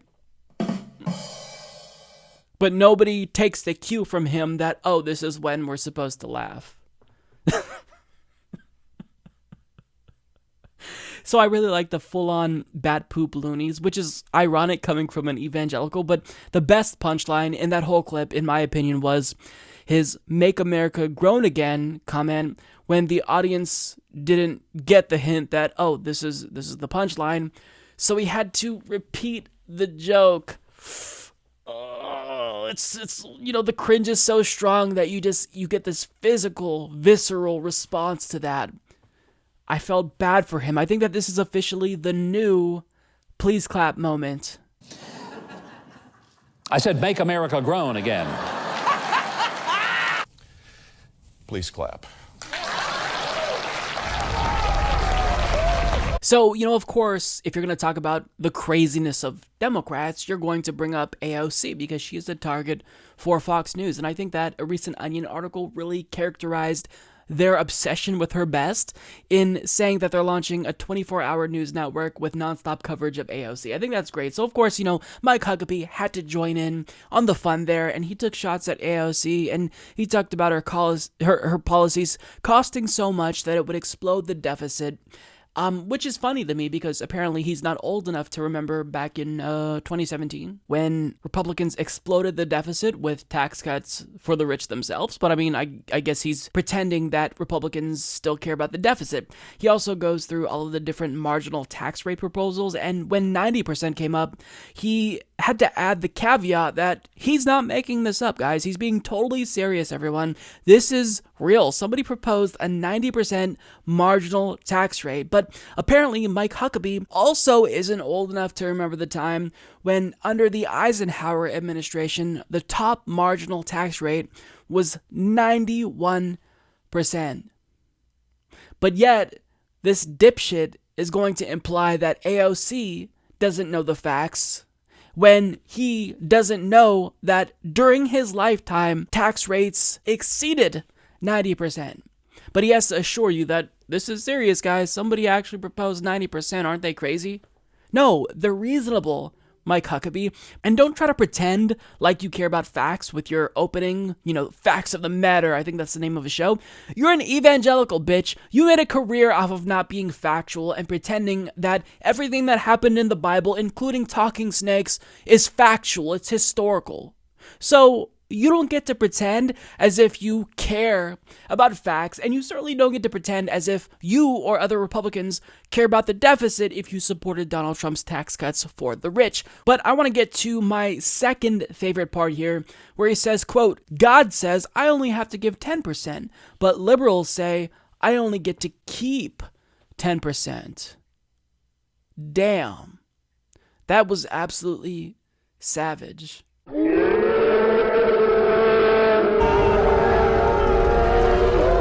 I can see the headlines now. Mike Huckabee destroys liberals with facts and logic. What a fucking doofus Mike Huckabee is, and I can't end this segment without sharing a tweet from MAGA chud Paul Joseph Watson, who infamously tweeted this out. The right is starting to get better at comedy, and it's making lefties nervous. Yeah. A supposedly woke comedian recently made an appearance on MSNBC, and her name is Liza Treyger, or maybe it's Lisa Treyger, I'm not sure because I'm not familiar with this individual. I had no idea who she was until this segment, but I'm no longer living in ignorant bliss. None of us are, because we now unfortunately know who this person is, and she decided to share her views on politics with us. And they were doing a segment called Fallback Friday. Now, I didn't know that this is a segment that MSNBC does, but I'm sad that I wasn't included, because my recommendation would have been for the entire network of MSNBC to fall back, because they are garbage. But nonetheless, I don't want to go down that tangent. Liza Treyger, she's not as woke as she wants us to believe. So I'm going to show you what she said in an inexplicable random ass rant against Bernie Sanders. And then we're going to talk about how she was quickly exposed almost immediately after saying this on MSNBC. Who else needs to fall back? Bernie Sanders, fall back. Your year was 2016 and it really wasn't. Please get away from us. I just think it's like fetch. Whoa. It's not going to happen. He also, I think you're disheveled, you're unlikable, and you're pushy. And I don't think you should be leading anybody. If you couldn't control your campaign and what your employees were doing and harassing and paying women unfairly in your campaign, I don't know why you would lead a country or think you can. And we saw with the flipping of the House and everyone voting, everyone's really excited for young female candidates, especially women of color. And we need men to get as excited about women as women are. And that's the only way to do real change. And I'm kind of sorry, guys, but I'm just like sick of old white dudes. Like, go away. Okay. Let's go. I'll go to Croft I guess forever. that was a cue. You know, when I was watching that, the only thing that I could think was, man, it must be really nice to be able to be privileged enough to make a decision on who you're voting for based exclusively on the identity of the politician. You know, I see that Bernie Sanders wants to make healthcare free at the point of service, which would literally save lives, but I have healthcare, so fuck everyone else. I'm going to vote for someone who makes me feel better. So if he's an old white man and I don't feel like voting for an old white man, then I'm not going to vote for an old white man. Fuck all those people whose lives would be saved literally from his policies. Ain't I funny? Am I not a good comedian? Don't you like how I am, speaking truth to power? I mean, what are you talking about? This is someone who doesn't know anything about politics. Now, I don't know anything about Liza Treyger, but it's clear that she doesn't know anything about politics, and you could surmise that about her just from watching that short clip. And she said this: your year was 2016, and it really wasn't. Get away from us. Get away from us. His year was 2016. He was a no-named senator from Vermont. Nobody in the country knew who Bernie Sanders was. He went on to win 22 states and nearly defeat the political machine that is the Clintons. And he did all of this, nearly beat her in the midst of the DNC rigging the primary against him. So if you're saying 2016 was his year, but really it wasn't, we can agree there. Because 2020 will hopefully be his actual year. But then she says, get away from us. You're not doing anything. Get away. You're stupid. Like, do you not realize that just a couple of months ago, he unilaterally got 350,000 Amazon and Whole Food workers raises? Do you not realize that? What are you doing? Are you out there on the streets fighting for unions, fighting for workers, advocating for Medicare for all? What are you doing that you want him to get away from us? You're saying what you think will get you applause. And I mean, you were right because you're on MSNBC, but MSNBC doesn't exist in a vacuum. People who support Bernie enthusiastically because he's going to implement policies that will save their lives will see what you said and get pissed. And they did. Now, she also says here, also, I think you're disheveled, you're unlikable, and you're pushy, and I don't think you should be leading anybody if you couldn't control your own campaign. So the point about him being unlikable and pushy, there was a point made on Chapel Trap House that Kyle Kulinski talked about recently about how the reason why there's this hyper focus on policy when it comes to Bernie Sanders is because all of the fluff is gone. There's no illusion that, there's this cult of personality or that people only like him because he's well-spoken and handsome. He's an old man, and you see directly what he stands for. He stands for Medicare for all, tuition-free public colleges and universities. So, you see him for what he is. So you may see that that's unlikable because he's not charismatic. But that's what actually makes him appealing in a roundabout way. It's because there's no fluff there and bullshit. She also, she alluded to the article in the New York Times. We're going to get to that in a different video where I talk about Chuck Todd talking about that, and I'll tell you my thoughts there. But basically, what she's saying here is incredibly ignorant because the implication that if sexual harassment exists in your campaign, which is not a Bernie problem, it's an America problem, then you are not qualified. Okay, well, will you come out and say that Kamala Harris also isn't qualified because one of her top aides just resigned last month? Nobody on the network you're on is talking about this. Hillary Clinton, I'm assuming you voted for her in 2016. Maybe Google how she actually refused to take meaningful action when one of her staffers was sexually harassed. It's clear that these people are just superficial. They don't like Bernie because they have this visceral reaction to them. The only thing they care about is the identity. And she alluded to this. Everyone's really excited for young female candidates, especially women of color. Well, riddle me this, genius. Why were we all excited about young female candidates? Why were we excited? Name just one policy that any of the freshman congresswomen brought to the table that you're excited for. Name one. I doubt that she could, because she's missing the point that the reason why we were all excited about these female candidates isn't because they were women, even though that's great. I think that descriptive representation for women in Congress, we should reach parity. That's a goal in and of itself. But the reason why we were excited is because there's substance behind women like Alexandria Ocasio-Cortez, Ayanna Pressley, Ilhan Omar, and Rashida Tlaib. We're not supporting them because, ooh, they're women. We're supporting them because of the policies. And you know that she would agree that policy is more important because if you ask her if she'd support someone like Sarah Palin or Carly Fiorina, I think she'd say unequivocally, no, I would never support them. So you've got to understand that even though identity, that's part of life, and we need to make sure that we are trying our best to get descriptive representation in Congress. What matters most to people whose lives are affected by policy the most, poor people, marginalized communities, people of color, is not the identity of the politician, it's the policies of the politicians. But this is someone who clearly is ignorant. But I bet that she was expecting that or hoping that that would come off as some edgy rant when it's not edgy, you're just misinformed. Now, she wants you to think, I alluded to this, that she's the wokest person in America. She's so sick of old white dudes. Well, apparently she's also sick of people of color and marginalized communities as well, because if you go back through her Twitter history, she said some racist and homophobic things that I think matter now. And she said them recently. So in 2013, she said, quote, "By filthy, do you mean Mexican?" I mean, you're not woke if you said something like that in 2013. Now, I hope that her views evolved since then, but you're not fucking woke. Shut the fuck up. She also said, "I've heard jokes that are funny that use fag. It's someone 4 minutes." I don't know what that means. Aren't you for free speech? Confused. That was in December of 2016. So if you don't support the use of fag in particular jokes, then you're against free speech. That's what she said in 2016. You are not woke. Sit down, actually learn a thing or two from the women in Congress you claim to care about, and then get back to us. In 2013, she made jokes about accidentally liking Asian profiles on Tinder, and she said that dating an Asian is like dating someone with one arm. So we've got a double whammy there because she's being both racist and ableist. Now, she tweeted about this in response saying, "Oh my God, I'm so embarrassed about old bad tweets that were found. I was so shocked to see them.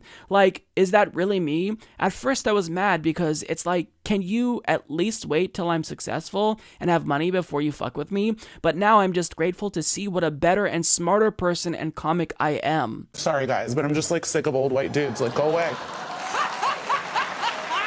Yes, you've improved so much, Liza or Lisa. And I love how, I'm so embarrassed about all of these old tweets. One of these were from 2016. They're not that old. I think you're probably pretending to be ignorant about the things that you said, but I mean, this is your words. I thought you were woke. She continues, the tweets are so hateful, dumb, and not funny. I'm truly humiliated and am sorry for my younger self who didn't know better. But like I said, it's nice to see culture move forward and be able to move forward with it and yada, yada, yada, so on and so forth. You know, it's the same thing we've come to expect from pseudo-woke Hollywood elites. And look, I am 100% on board with people if they admit that they said things that were wrong and they evolved. People can change. But I mean, you can't just talk shit and present yourself as this woke comedian if you're going to be saying things like this. So, I mean, it doesn't matter. Nobody knows who this individual is, but I mean, she went on MSNBC and decided to spread misinformation about Bernie Sanders. So, I mean, that's something that's harmful. You're hurting the grassroots, people who are poor, people of all colors and orientations and genders who are poor, who are fighting to get him elected, and you just hurt them, Liza, by going on an anti-Bernie propaganda network. And so I hope that you feel happy about yourself. You made a name for yourself here. It's for good or bad, but I'm sure that now you'll have a career because there are plenty of anti-Bernie shows on that network that will be more than willing to hire you since you said that. So congratulations. Hopefully you accomplished what you sought out to accomplish by going on Ari Melber and making that brave rant about Bernie Sanders. So stupid. You're so woke, Liza.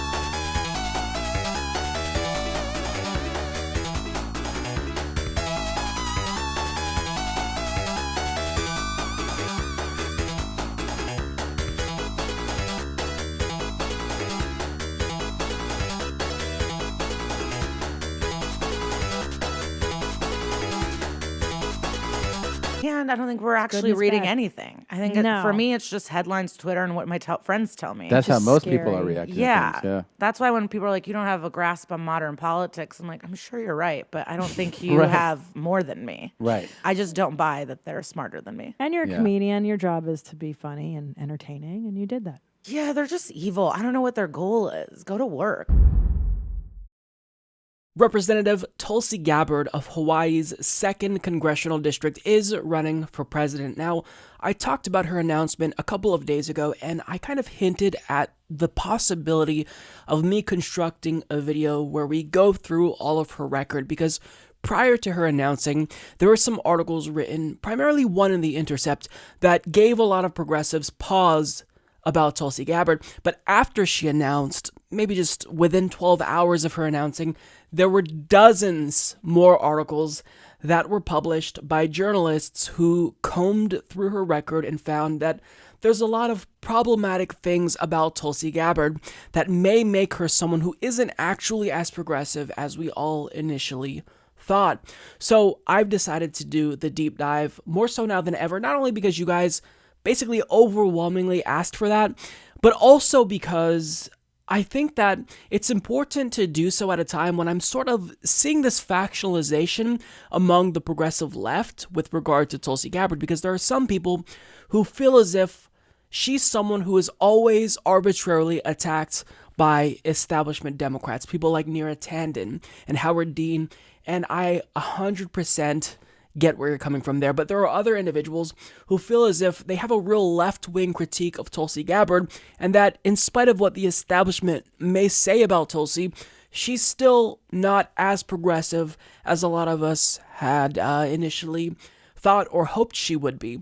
So with that being said, we're going to go through Tulsi's record in this video. It's going to be really long, but nonetheless, I think it'll be important, and I think it's important to actually go through all of the criticisms of Tulsi Gabbard and decipher which ones are legitimate and which ones are nothing more than smears.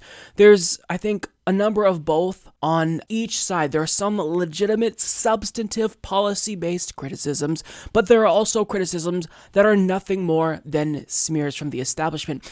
Now, I'll preface this video by talking about the reasons why I like Tulsi Gabbard, in spite of the fact that I won't be supporting her for president. My loyalty lies with Bernie Sanders, not because I just have this affinity for his personality. I care about the policies, and he's been talking about the same things for decades, and that's really what is making me enthusiastic about supporting his campaign. But nonetheless, I like Tulsi Gabbard, and there's a number of reasons why I, as well as other progressives, support Tulsi Gabbard. First and foremost, when she resigned from the DNC to endorse Bernie Sanders in 2016, that was something that took a lot of courage that other supposedly progressive individuals did not have, like Elizabeth Warren. Now, in addition to that, she was one of the only lawmakers that went to Standing Rock in a show of solidarity with the water protectors that were protesting the Dakota Access Pipeline, something that was incredibly important to me and still is.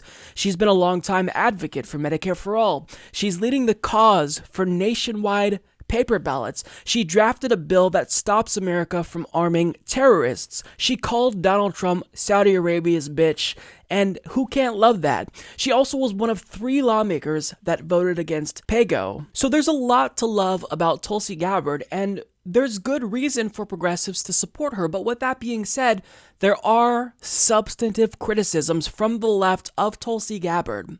Now, does that mean that every single smear of the establishment is legitimate? Absolutely not, because I think that individuals like Neera Tanden and Howard Dean, they've gone out of their way to characterize her negatively because, frankly, they probably still hold a vendetta against her because she bucked party orthodoxy, resigned from the DNC, and endorsed Bernie Sanders, and they probably feel as if she made a spectacle out of that and made them look bad, so they're going to hold that against her. But they're not even really trying to hide the fact that they're trying to smear her. I mean, they characterize her as pro-Assad or an Assad apologist, and Claire McCaskill literally described her as Assad's bestie. So these are nothing more than hacky criticisms of Tulsi Gabbard that absolutely have no legitimacy to them whatsoever. If you actually listen to Tulsi Gabbard, she is not a pro-Assad individual. She actually called Assad a brutal dictator. And the reason why she went to Syria is because she was trying to pursue peace. She wanted to talk to the Syrian people and advocate against regime change. Because what happened the last time we all got on board with regime change? We overthrew Saddam Hussein, created a vacuum, and that led to the rise of ISIS. So if you get rid of a brutal dictator, an objectively bad person like Assad, that could pave the way for another version of ISIS to emerge. So just saying that she doesn't support regime change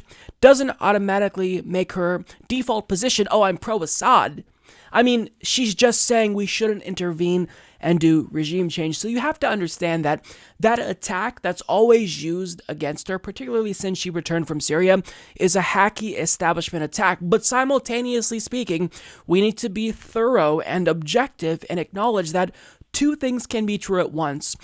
Are there hacky hatchet job pieces against Tulsi Gabbard, especially when it comes to the Syria issue? Absolutely. But on the other side of the same coin, are there legitimate criticisms of Tulsi Gabbard that we all need to acknowledge as progressives if we do want to vet all of these candidates and get the best person? Absolutely. And I found out things recently about Tulsi Gabbard that make her especially not as good as Bernie Sanders now, knowing what I know. Now, given what we have as the alternative in Donald Trump, would I support Tulsi Gabbard over Donald Trump? Without question, and she's still a better candidate than the establishment figures like Cory Booker, Kamala Harris, and Kirsten Gillibrand, in my opinion. But with that being said, when you juxtapose Tulsi Gabbard with someone like Bernie Sanders and even Elizabeth Warren, she doesn't look as progressive as we previously thought. In fact, there's a lot of red flags. So we'll kind of go through one by one some of the biggest left-wing critiques of Tulsi Gabbard, and I'll tell you my take on them. So the first big criticism of Tulsi is her anti-gay past. Now, the day after she announced, CNN published a story about how during her 2002 run for Hawaii State Legislature, she touted the work that she did for an organization run by her father called the Alliance for Traditional Marriage. Now, what is this organization? It's actually a vehemently anti-gay organization that led the charge to pass a constitutional amendment in Hawaii to ban same-sex marriages. And that's not all. It also supported gay conversion therapy. Each of us has the right to marry, but we don't have the absolute right to marry anyone we want. For example, I'm not allowed to marry my daughter or my son. I can't marry my sister or my brother. And I can't marry Chemo. And I can't marry my dog. This doesn't mean we don't have civil rights. Don't open the door to weird marriages. Don't let homosexuals force their values on the people of Hawaii. Vote yes on the marriage amendment. So this was a repugnant organization. Now, she was 21 at the time that she boasted about working for this disgusting organization, but most of her anti-gay activism, if you will, took place when she was only 17 years old, when she was a teenager. Now, as a state legislator, she was quoted saying homophobic things. So, for example, in opposition to a civil unions bill, she said, quote, "As Democrats, we should be representing the views of the people, not a small number of homosexual extremists." So understand that her, like a lot of Democratic Party politicians, has an anti-gay past. However, there's something different about Tulsi Gabbard because she actually was an anti-gay activist. It's different. You know, it's one thing really to be just against marriage equality and advocate for bans on same-sex marriage, but the level of zealotry that we saw and the passion we saw does set her apart from individuals like Hillary Clinton and even Barack Obama, because yes, she was more anti-gay. Now, the good news is that she has since renounced all of the things she said, and she has in fact apologized for being anti-gay, saying, "I want to apologize for statements that I have made in the past that have been very divisive and even disrespectful to those within the LGBT community. I know that those comments have been hurtful, and I sincerely offer my apology to you and hope that you will accept it." Now, she indicated that her views here began to change when she joined the military and went to Iraq, where she saw, quote, "the destructive effect of having governments who act as moral arbiters for their people." So, like a lot of other Democratic Party politicians, Tulsi Gabbard was once anti-gay and she evolved. And the good thing about Tulsi is that she is walking the walk. If you look at her voting record, she is very pro-LGBTQ right now. So the question is, are we able to accept someone and really embrace someone who was that anti-gay, who was more anti-gay than Hillary Clinton even? I think the answer is an unequivocal yes. And the reason why I think that people have the capacity to change is because I've seen it.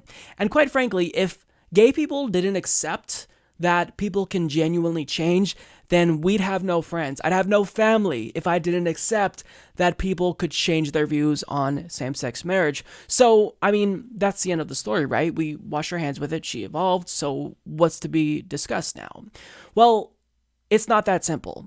Had she just been anti-gay and evolved, that would be one thing. But that's not a really nuanced take on this particular story. And it actually gets a little bit more complicated because in an article for Aussie, she talked a little bit more about her previous anti-gay views and what ultimately influenced her to evolve. But in the midst of this interview, she made a really important admission.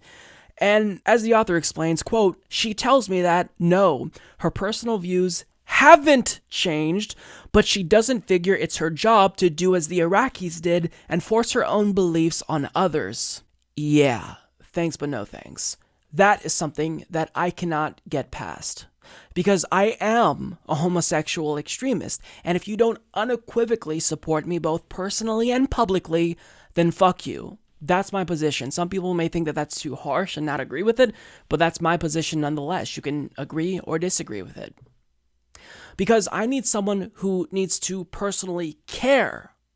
Now, what someone might say in response to me saying that is, well, Mike, why does it matter what her personal views are? Because if she's functionally pro-LGBTQ, then why do we care what she personally thinks? And, well, let me put it this way. Let's say somebody said, look, I would vote against any racist bill that I saw come up in the House of Representatives, but personally, I'm racist. I just think that whites are superior to all other races. Do you think that that candidate would be palatable in 2019? They wouldn't. If somebody said, look, I support women's rights, but personally, I just think that women, their place is at home in the kitchen. Would you think that that's a palatable position to take in 2019? If so, then, we're just going to have to agree to disagree there. But if she just remained a lawmaker, I wouldn't have as much problems. But if you want to lead the country, if you want to be the advocate for LGBTQ equality and rights, you have to be a leader. I need to trust that you're not just going to begrudgingly go along with LGBTQ rights because that's what's socially acceptable. I want you to want to fight for us.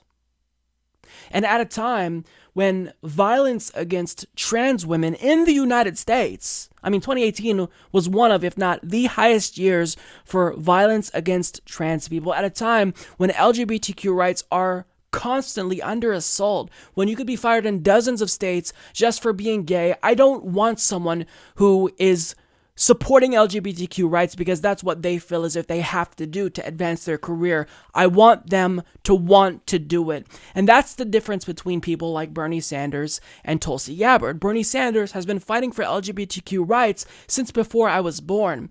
Tulsi Gabbard had to evolve. Now, if she evolved and she genuinely evolved, that would be one thing. But to personally think that gay people are icky, I can't support that. You're just not a great ally. I don't care how great your voting record is. Now, again, is something that's just not going to be palatable to members of the LGBTQ community for good reason. Now, if she evolved personally, that would be a different story. But as far as we know, she has not, because in response to a 2017 article detailing why the Hawaii LGBTQ caucus won't support her because of her admission about being personally homophobic, her team actually put out a response to that article, and while she listed all of the wonderful bills that she's co-sponsored in support of LGBTQ rights, when it comes to the question of whether or not she's evolved personally, she didn't address it.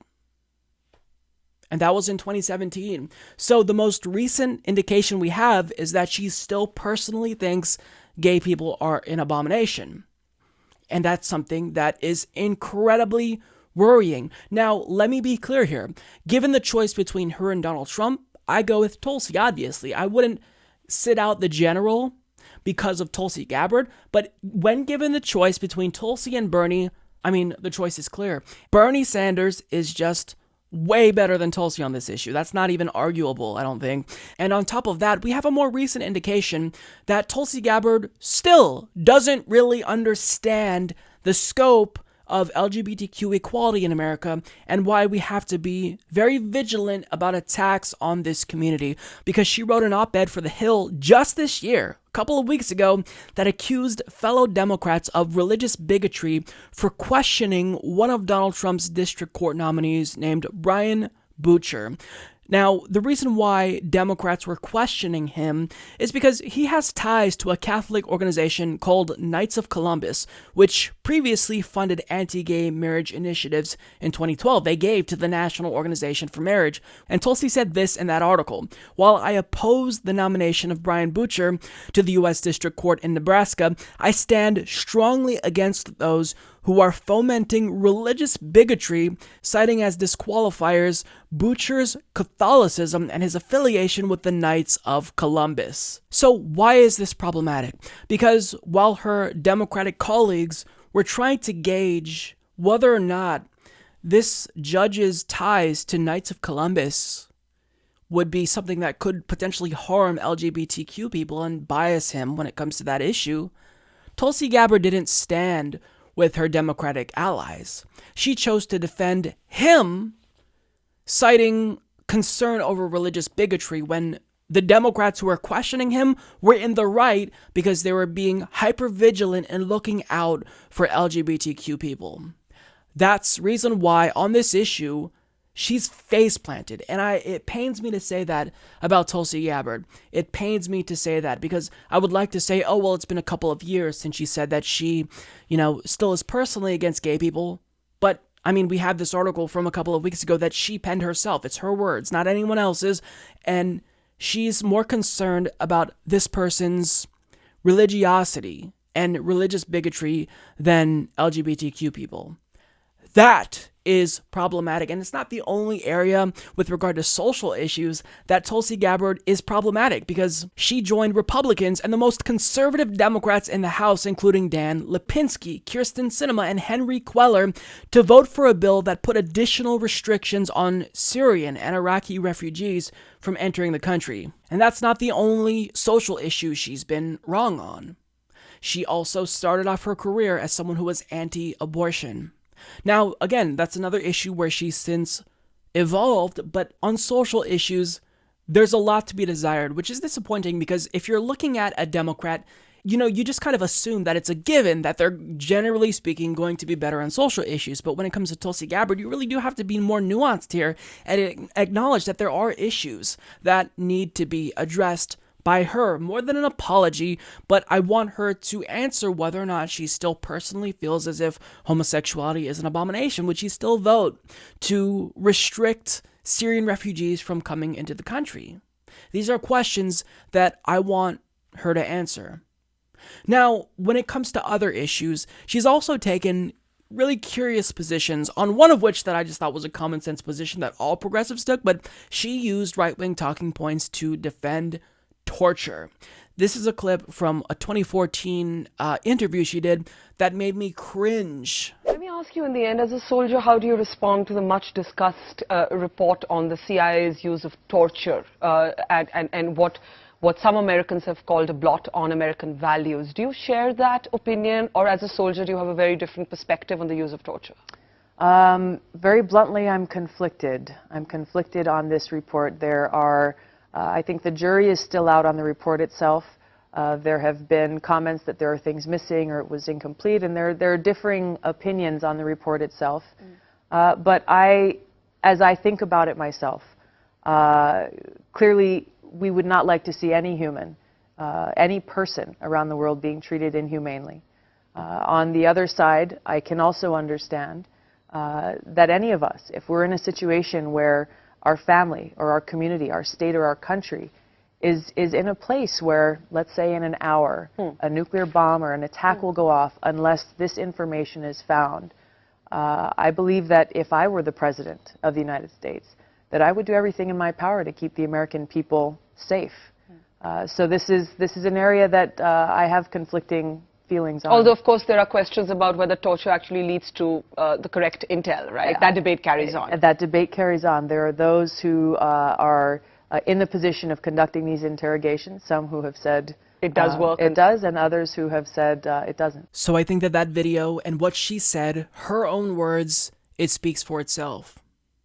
These bizarre hypothetical situations are always fabricated by right-wingers in order to justify a barbaric method of, quote, intelligence collection. But torture doesn't work, it's unethical, it's unconstitutional, and it violates international law. Someone who's progressive should just, by default, take that position, but unfortunately, she is not taking that position, and what especially hurts is the use of right-wing talking points. Now, I don't know if she did that, unwittingly, but these are the right-wing justifications used to justify torture. Now, it's not the only time Tulsi Gabbard has used right-wing talking points to attack a left-wing foreign policy position, because in fact, she was a vocal critic of President Obama, specifically with regard to foreign policy, not because he was bombing too much, but because he wouldn't say radical Islam. And what is so frustrating now, as we look at the situation there, our administration refuses to recognize who our enemy is. And unless and until that happens, then it's impossible to come up with a strategy to defeat that enemy. We have to recognize that this is about radical Islam. This is as much a military war as it is an ideological war. And we've got to understand what that ideology is and challenge it understand it so that we can defeat it. Now, make no mistake about it, that's a right-wing attack on Obama. And I'm no fan of Obama. I'm not saying that Obama is above criticism, but the reason why right-wingers say that Barack Obama should use the term radical Islamic terror, not that it makes any fucking difference at all, but the reason why they say that and they repeat it over and over and over and over is because they're trying to imply and prime you to believe that Obama is just soft on terror, which is fucking bullshit, because he dropped so much bombs on ISIS, he literally ran out of bombs to drop on them. And to see someone who is on the left use that attack on Obama, of all attacks, it really is disheartening to see. Now, part of the reason why she has that stance is because she's previously characterized herself as a dove when it comes to wars of regime change, but a quote, hawk when it comes to the war against terrorists. And she actually criticized Obama for not extending his drone program to Syria before it actually was, in fact, extended to Syria. Now, she's been generally supportive of the U.S.'s drone program, as far as I know, throughout her career. And that's something that I also find problematic. Now, the issue here is that I can't give Bernie a pass for this as well, and anyone for that matter a pass, because all of the candidates, progressives included, are complete garbage on this particular issue. Bernie supports the drone war. Tulsi supports the drone war. This is an illegal program that kills countless civilians, and I'd expect all progressives to unequivocally condemn it. But unfortunately, Tulsi, like Bernie, hasn't done that. Now, she's also posed for photo ops with the president of Egypt, who is a repressive anti-gay dictator. She's posed for photo ops with a Netanyahu apologist, with Miriam Adelson, wife of Sheldon Adelson, who's one of the most prominent Republican Party donors, and on the issue of Israel-Palestine. Like Bernie, she's not great. She now claims to be in support of a two-state solution, but spoke at a conference of Christians United for Israel, which actually opposes Palestinian statehood. She spoke there in 2015, and she also didn't boycott Netanyahu's address to Congress when Bernie Sanders did. Now, that doesn't necessarily make her that much different than Bernie Sanders when it comes to Israel-Palestine, but certainly when it comes to foreign policy issues, Bernie Sanders is better because Bernie Sanders doesn't support torture. And I really, really hope that Tulsi Gabbard has since changed her view on torture and will be unequivocally against torture. So when it comes to domestic issues, by and large, I think that Tulsi Gabbard is great in spite of when it comes to LGBTQ rights. If you put an asterisk next to that, she's okay on domestic issues. In fact, being a champion for Medicare for All is something that I think makes her heroic in some ways, because I think that that would save lives. So on domestic issues, her being an ally to progressives and firmly rooting her feet in our camp, that's important and it means a lot to me. But that doesn't necessarily mean that we can't criticize her where she has some weaknesses, because I do think that no candidate is above criticism, and we do need to hold their feet to the fire. Now, when it comes to foreign policy issues, I'd like her to improve there. But what I didn't get to is just international issues generally speaking, and I kind of alluded to this in the video where I talked about her announcing her run for the presidency, and she's posed for multiple photo ops with Modi, the far-right Prime Minister of India.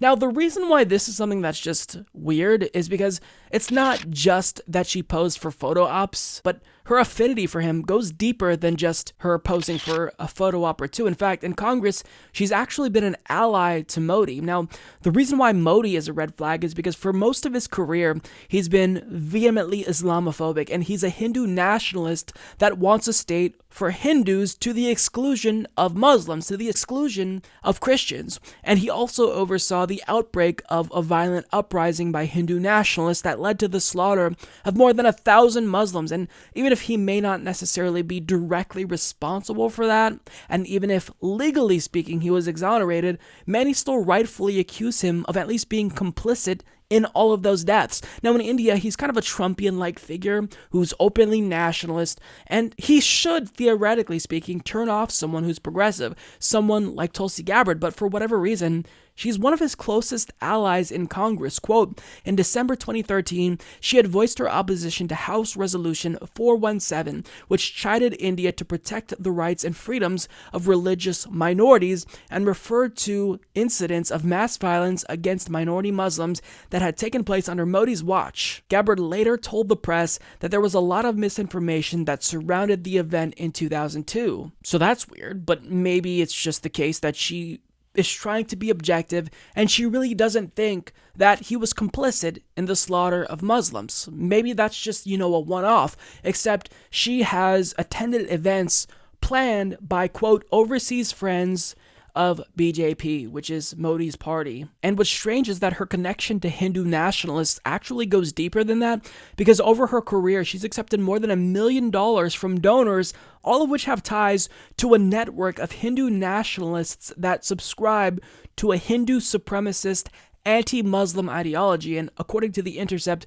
she has attended conferences organized by affiliates of this said network. Now, the good news is that she's since distanced herself from this network, and understand that this is kind of a guilt by association argument, but she can basically solve this issue if she just gives us an explanation here. Being tied to someone who is a far-right prime minister like Modi, it is problematic if you're progressive. People who care about human rights are going to have questions for you. Now, to be fair to her, she's also met with opponents to Modi's party, but overall that doesn't erase the weird ties that she has to Modi, the personal ties, where he actually had a wedding present delivered to her. But I mean, still, knowing Tulsi, I can't say that she supports him because she's also a Hindu supremacist and, she subscribes to this Hindu nationalist ideology, but the connection is rightfully worrying to some people. And with that being said, Tulsi Gabbard is someone who has vocalized concerns about anti-Hindu bigotry, and I think that's something that we have to worry about. Anytime there's an underrepresented, marginalized community, you do have to be hypersensitive to what they're saying. So I think that Tulsi's, fears here are legitimate. But with that being said, I still think that she needs to explain to us why she was previously associated with someone like Modi, who isn't just someone who cares about the rights of Hindu, Americans. He's someone who's a Hindu nationalist, a Hindu supremacist who has a vehemently Islamophobic platform and point of view, and he's put all of these views into practice by policy as Prime Minister of India. So understand that, with that being said, that's basically the bulk of my main critiques. There are other criticisms of Tulsi Gabbard, but I don't think that they're legitimate. These are the main ones that are coming from the left that I actually do wish she would listen to and respond to. Now, the great news is that Tulsi Gabbard, unlike a lot of politicians, actually does listen to criticism and respond. I mean, I tweeted to her on the day when the PAYGO vote was taking place, saying we need her. And what did she do? She turned around and she voted against PAYGO. Now, is that because of me? No, I'm not claiming to have any power, but she does listen to the progressive community, and I do still characterize her as an ally. And I don't want you to take this video, even though throughout the bulk of it I've been critical of her, as me not liking Tulsi Gabbard. I'm just saying, to put this all in context, given the choice between Tulsi Gabbard and Bernie Sanders in the 2020 Democratic Party primary, these are the reasons why I will not be supporting Tulsi Gabbard over Bernie Sanders. And it's largely the same reason why I won't be supporting Elizabeth Warren over Bernie Sanders. It's for the same reason as to why I didn't support Hillary Clinton over Bernie Sanders. I don't support Tulsi over Bernie because on most of these issues, he is better, not just by a little bit, but by a mile, and has a history of supporting these issues, things that he's genuinely cared about. Civil rights when he was a college student, being an advocate for LGBTQ rights when he was the mayor of Burlington, Vermont, which almost destroyed his career because a homophobic city council didn't like what he was doing in allowing gay pride parades to take place. And let me also be clear here, no presidential candidate is perfect. But again, for purposes of context, when choosing between Bernie and Tulsi, for these reasons listed in the video, that's why I can't support Tulsi during the primary. And I'll leave it there, but I do want you to know that I expect this to be a really interesting Democratic Party primary because I do think that Tulsi Gabbard is a solid candidate. Had she waited, 10 more years and really built up her ties to the LGBTQ community and had a more extensively progressive voting record, I think I might support her over Bernie because just taking into account electability, I mean, she's young, she's charismatic, she's a woman. So for those reasons alone, if they were equal All things considered, if they were ideologically aligned 100%, I think that there would be reasons to support her over Bernie for purposes of electability. But with that being said, they're not equal, and I have to prioritize the policy positions over the personality. I have to prioritize the policy positions over everything else. And when we do that, when we look at her record and we be objective and we put aside, the feelings of cognitive dissonance that makes us feel a little bit bad about criticizing someone who's obviously an ally to progressives, and we just look at her record for what it is, there are things that she needs to respond to and answer for. And I don't think that you can get through a Democratic Party primary and get support from progressives unless you assure us that these problems that I'm listing and that other left-wingers are listing are addressed. And that's all that I'll say about this issue. Well, that's all that I've got for you guys today. Thank you so much for tuning in if you've made it this far and listened to me rant for that long.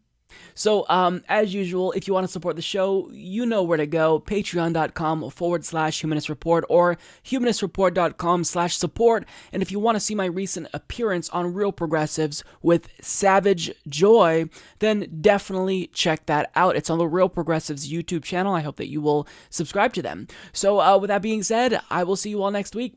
Take care. I'm Mike Figueredo. This has been the Humanist Report podcast.